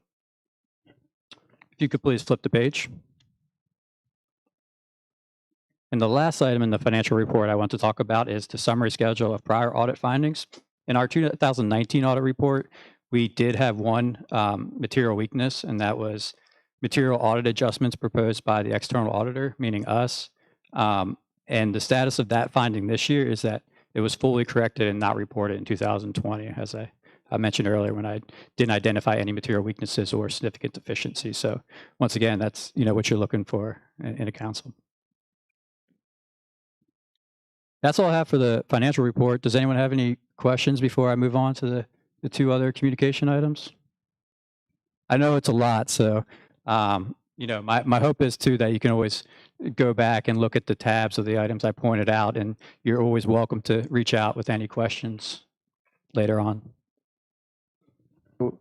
If I'm correct on this, we had 400,000 in unassigned funds left over, correct? In the general fund, yes, sir. Yes, okay.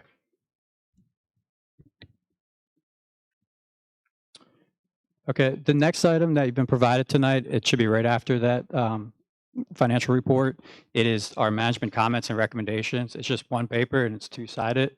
On here, we had a few management comments and recommendations for the town. These are items that did not rise to material weakness or significant deficiency, just some items to approve upon and some recommendations we had. So for example, just going down it real the first one was making sure there was a process for reconciling some of these items on the balance sheet that are tax refunds and utility refunds.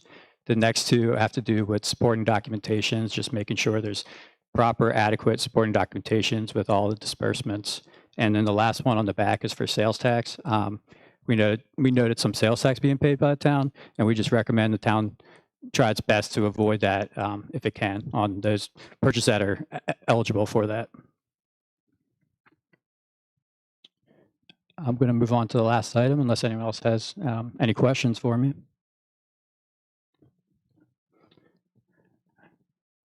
All right, the last item is our governance letter. This is required communication to the board. So basically what this is a standard letter, and if we had any significant audit matters to report to you, we would put it in here. So such as any new accounting policies, any difficulties in performing the audit, any corrected or uncorrected misstatements, any disagreements we had with management, if we had to consult other CPAs for the audit, that would be included in this letter to you. I'm happy to let you know this is a very standard letter this year. There's nothing out of the ordinary, and there's nothing really I want to point to your attention. We didn't have any difficulties with management or disagreements or anything like that. That's at the beginning of that's the front document, the first document under tab 2.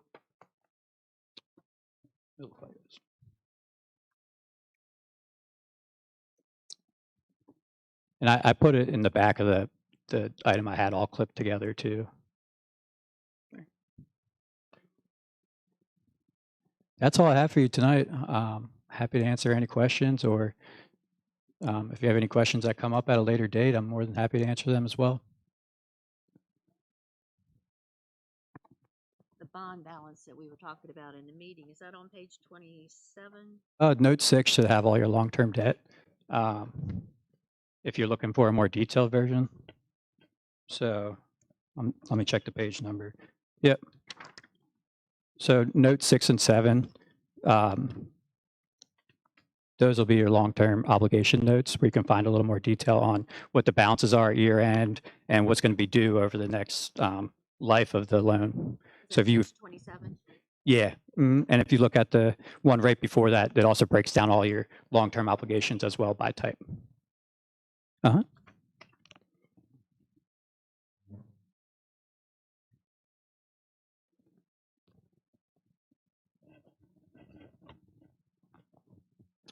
Is there any other questions for me? I got anything else? Thank you, Mr. Farmer. Appreciate it. Thank you. I appreciate it. Really good job. Thank you. I'm glad to see it done early this year. Yeah. Yeah. This is the 20. Hey, we got 21 to do, and that's fine, but at least we're catching up. Yeah. We have been 3 years or so behind, and I'm glad to see we're just one really. So that's good. Yeah, obviously we, for all parties involved, we'd like to have it to you sooner. So there's just the timing of it. So. Well, good. Well, we're going to look at later tonight on getting the next audit picked out. That sounds good to me. So, all right. Thank you, sir. Thank you. Have a nice night. All right. Moving on to Public Works. Anybody have any questions for Public Works? All right, moving on to Police Report. Anybody have any comments or any questions for the chief?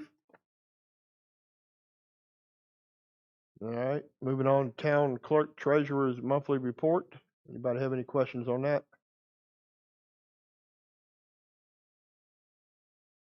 All right, moving on to the Town Manager. I know she wants to talk. She loves to talk. No. No, you ain't got nothing. Anything for the Town Manager? Maybe I ought to bring one up. I was thinking something the other day. Now, quick. Do you remember when we had that issue over by like between the snip and trim and the just desserts, that VDOT panel thing that we had the cone on? Yeah, that cone's gone again, and I know it's still kind of flapping on that thing. Do you have any kind of update on that? We did notify VDOT again. Okay, and that's pretty much all we can do. But yeah, the cone's gone, so Okay. I just wanted to mention it. Wasn't really sure where to fit that. I think that's all I got. Thank you. I had one, Mr. Mayor, if that's fine. I think you had spoke about a potential meeting with DEQ. Was that correct? That's correct. Okay, is that you're waiting on feedback from them though, correct? Yes, they did try to call me back, Yeah, but no, I understand. I was going to say, is that something that is that Town Council and Planning Commission, or are we going to have like a special meeting between that we need to set up between now and However, next meeting, or?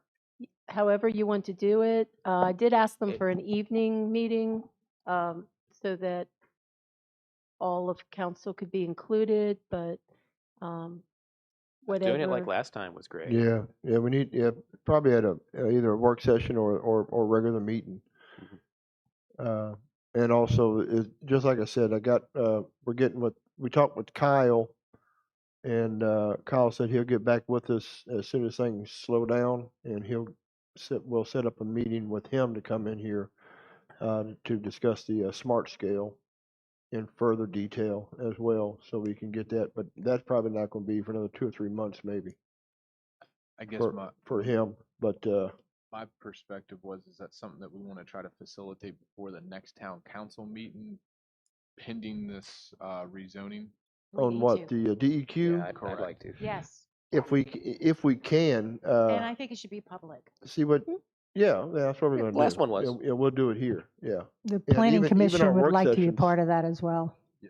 our work sessions are also public as well. So Yeah, I was just gonna say not to tie up time in front of the meeting or the planning commission's meeting. Is it something that we can just agree upon to have a joint meeting with planning commission, town council, and open to the public on a night in between now and the next meeting? Should we identify that now at this meeting? I'd be I don't know if we can get him or not. Have to. Right, they are state right. employees, so I have to find out when they're Yeah, available. yeah. We had to find out when he's available. That's the whole thing. So Right. Okay. I asked them that as well. okay. Sounds good. All right. That was it. Thank you. Anybody else before we move on to consent agendas? All right, next item, consent agendas. Do I hear a motion to accept the 2 items on the consent agendas as they are? Or is, all right, I got a Yeah, motion by I'll Ms. second. Gaines, seconded by Mr. Volt. All in favor, raise your right hands. All righty, I don't know why I raised mine. Motion carries. Moving on to unfinished business, town hall rental rates. Now, we had closed the public meeting, or public comment, public hearing at the last meeting. Y'all wanted to think it over. We had already gone around and around about the rates, so we need to do something tonight. We need to vote on this tonight, or we got to do something. Issue that has arisen since then. Yes, ma'am.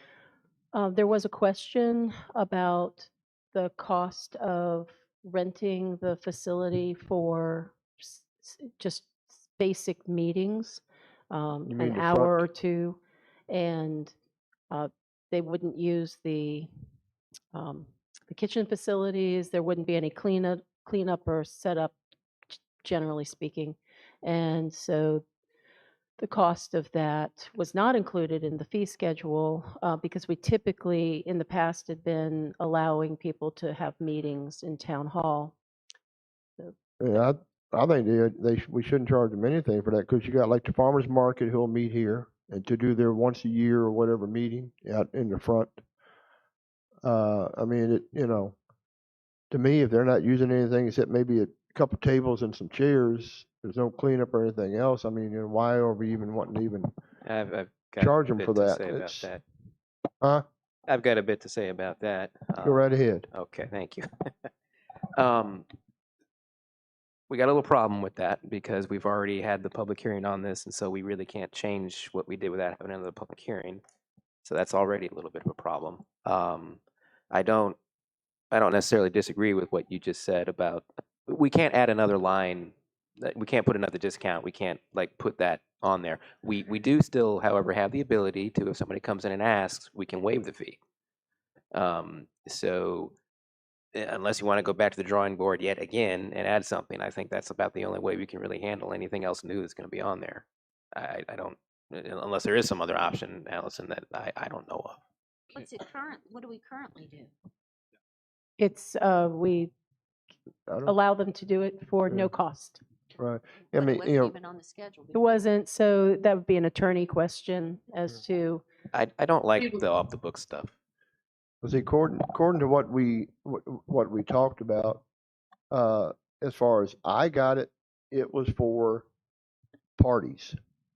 So, somebody come in and want the front there, they wanted 4 or 5 hours for a birthday party or something. They paid $250 or whatever, and they had cleanup and everything else to do.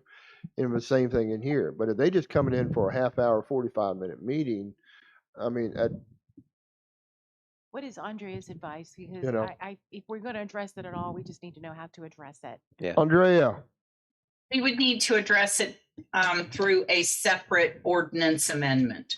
So in terms of what's before you, you really can only act on what you advertised. Okay. This could be addressed in a separate ordinance after another public hearing. After another public hearing. So until Okay. it's addressed, it's free. Okay, or we can just keep it like it has been and just don't do anything. Well, hold on. I think that he's dragging this out. The idea of having it free for certain people, it doesn't have any, like, not having any kind of plan behind that. Like, there's no plan. So, is there any right of refusal in there if there's no plan? Somebody's like, oh, I want to have my meeting. Okay, we'll give you the meeting. And then somebody else comes right after him and wants to actually rent it and contribute to the town financially that way. Can you tell the first person no? It's booked. I think this might just be, in my opinion, we need to have this discussion, but maybe another night. Yeah. Okay. Yeah.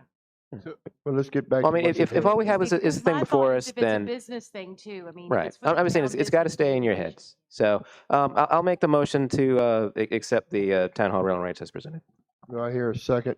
Second it. All right, I got a first by Jeff, a second by Ms. Gaines. Any comments?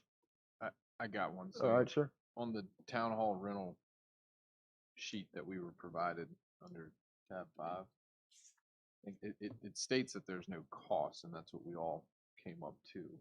So I'm just trying to comprehend what you're saying. You're asking if we should tack on, right? Or It council was, wanted to? I was, Because you were asked the question, Yes. correct? That's where we're trying. So right now we don't have one. So by default, can we just keep that the same and move forward, or do you think that we need? Well, That's what I'm trying to. well, yeah, we can't do anything can't with it on amend it, this, so- but as is. So but we would- but we can- we we can could just leave it choose as to it has ignore it, been. or we could, Yeah. Okay. Yeah. So Right. right. I'm good. Yeah. Okay. All right. I'm good. I'm ready to yes, vote. ma'am. You got it. Okay. We'll do a roll call. Gene, Jeff, Yes. Tammy, Valerie, Yes. Deborah, Yes. Arthur. Yes. Motion carries. All right, new business. Authorizing the town manager to advertise for hiring of a certified public accountant to perform the fiscal year 21 audit.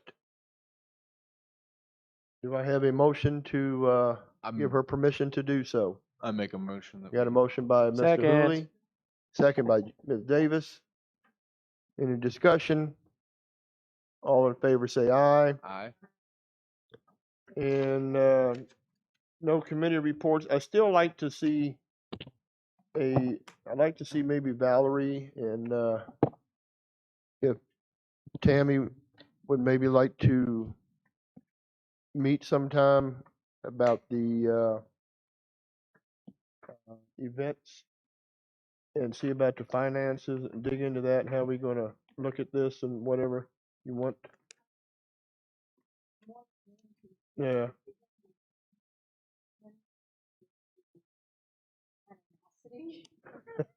Well, I think they got it wrong what they heard.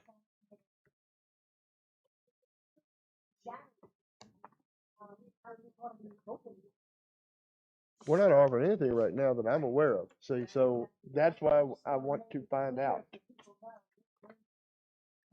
Doing anything shadow here. No, we're not. This was something totally outside of a town event. Yeah. We're just doing it for budget purposes. We need to have Right. an idea of what Right. things are costing. Why things are costing us, you're right. If that's a problem for people, I guess that's their problem. Well, I'm sorry. I that was your- apologize for even saying that, but it's. That was your approach from the very beginning when we started talking about this early in the year to get Yeah. a report on, a breakdown on what it costs, what our Well, we've costs never, are, all we've our never had costs. it. Exactly. You're Right. correct. We've never, ever had a discussion on budget of what these events would cost us. We've always been told, I assure you, everything is fine. And it's not. I mean, I just want to see what things cost. I still don't have my answers from the Harvest Festival, and that's fine. Move on. But that's, I just want to make it known that this is not some shadow thing that's going on here. It's Okay. for the town to understand money and what's costing. Right. But also, may I speak? But Yes, ma'am. also Help yourself. to help to just bring the community into the planning part of it, to get ideas for what the businesses and citizens and others might think is a great way to approach events. Well, And and I'm glad you brought that up again. I liked your idea, and I think we need to implement it, and we'll call it the Mayor's Roundtable, and we'll do it once a month. We'll do it once every 2 months until we get going. Then we can do it maybe every third month or something, and get the business owners together with me and you, and gather ideas on what they want to see happening in this town as far as events, because they would know best what's going to come through their door. Okay. Like I said before, with events, a lot of times things were taken for granted, and some of the businesses were not involved in the decision making. Okay, but it was taken as granted. All right, and I don't want that. I want them involved in it because Deborah, she knows what's going to affect her more, in her business. It's just like you have Tinseltown over here, but it's not Tinseltown in where the businesses are. The first year they had it, it was disaster for the businesses on Main Street. We bought it up. Next year, it was presented differently, and it was moved a little bit, different places, and more of the town benefited from it. So if we're going to allow events, then let's get what is going to benefit the businesses in town. Right now, we basically have one. That's a one-dayer. And then we have the music on the green, which is in the afternoons, in the evenings. And a lot of times the businesses are closed. Some of them had to stay open longer. I don't know what she's saying. But, so let's get together and come up with ways through the business. Andrew, we didn't hear you. She was probably talking to her dog. I think you're muted. No? Oh, her?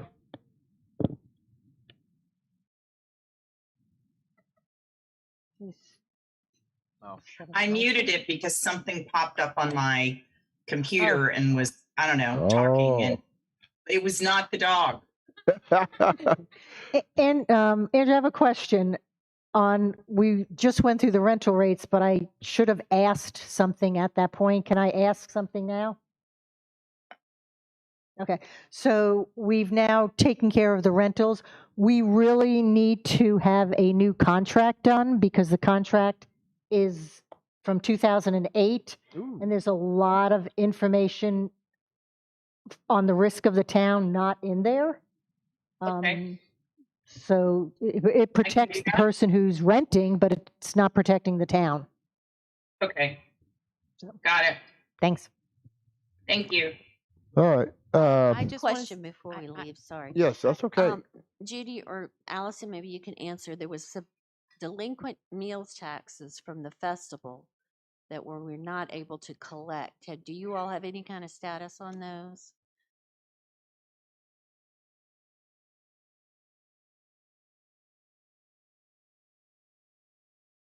Okay.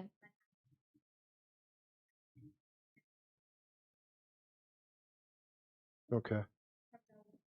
Andre, have you heard anything? I have not. What did you do with the information? Did you send out a letter or? I did not. I reviewed the information, and I think that the best course of action, rather than trying to collect from this year, is to be proactive and have a comprehensive game plan for next year. Okay. I just want to say going forward with the events that I have it on.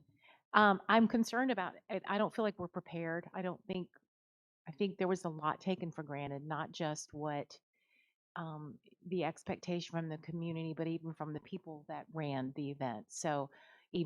So I'm concerned that the community is expecting, as a business owner, and from what I'm hearing in the community, I think they want what they've seen in the past. I'm not sure if we're looking for new ideas and new thoughts, we're going to get anywhere.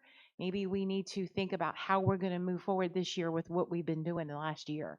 That alone, and maybe you'll do to scratch most of it off the list. I don't know, but I've run events before too. I think most of us have even done a birthday party, and we're not talking about a birthday party here. So I think we are already behind the 8 ball in being prepared, even for music on the green.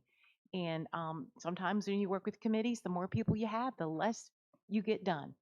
So I'm just saying that I'm concerned. And if you think what we hear in here tonight, it could get worse. So just food for thought. I was talking to staff about going ahead and booking the bands because it was brought to my attention that that needed to be done now. So we are moving forward with the things that we need to move forward with for Will we that. have contracts for each of those bands? Yes, there'll be contracts, and right now, a contract in another way, in another term, a contract maybe to do Harvest Festival, or a person to do Harvest Festival. But I guess while we're on the topic, the other's the wine festival, if we're still gonna participate, correct? And then the Christmas parade, is that the 4 major ones? I don't know about, don't know anything about the wine festival per se, but the fall music on the green and Christmas parade. Yeah. Yeah, the wine festival currently has no. Yeah, I think they were going to. Yeah, that the girls are going to work on that. I think for the spring. already having clean. Yeah. I have so, staff working on right. Okay. the spring fling. Yeah. Mhm. I have one more idea to interject here. With the money that we got for the large sum money we got, there we go. The ARCA funds, the COVID relief fund. COVID relief. There's a concern about getting information out to the public. So I would suggest maybe putting a lighted sign out, like we had talked about, in front of Town Hall with different information on it. Yeah, a digital sign. Right. Anybody got anything? If not, I hear a motion to adjourn. So moved.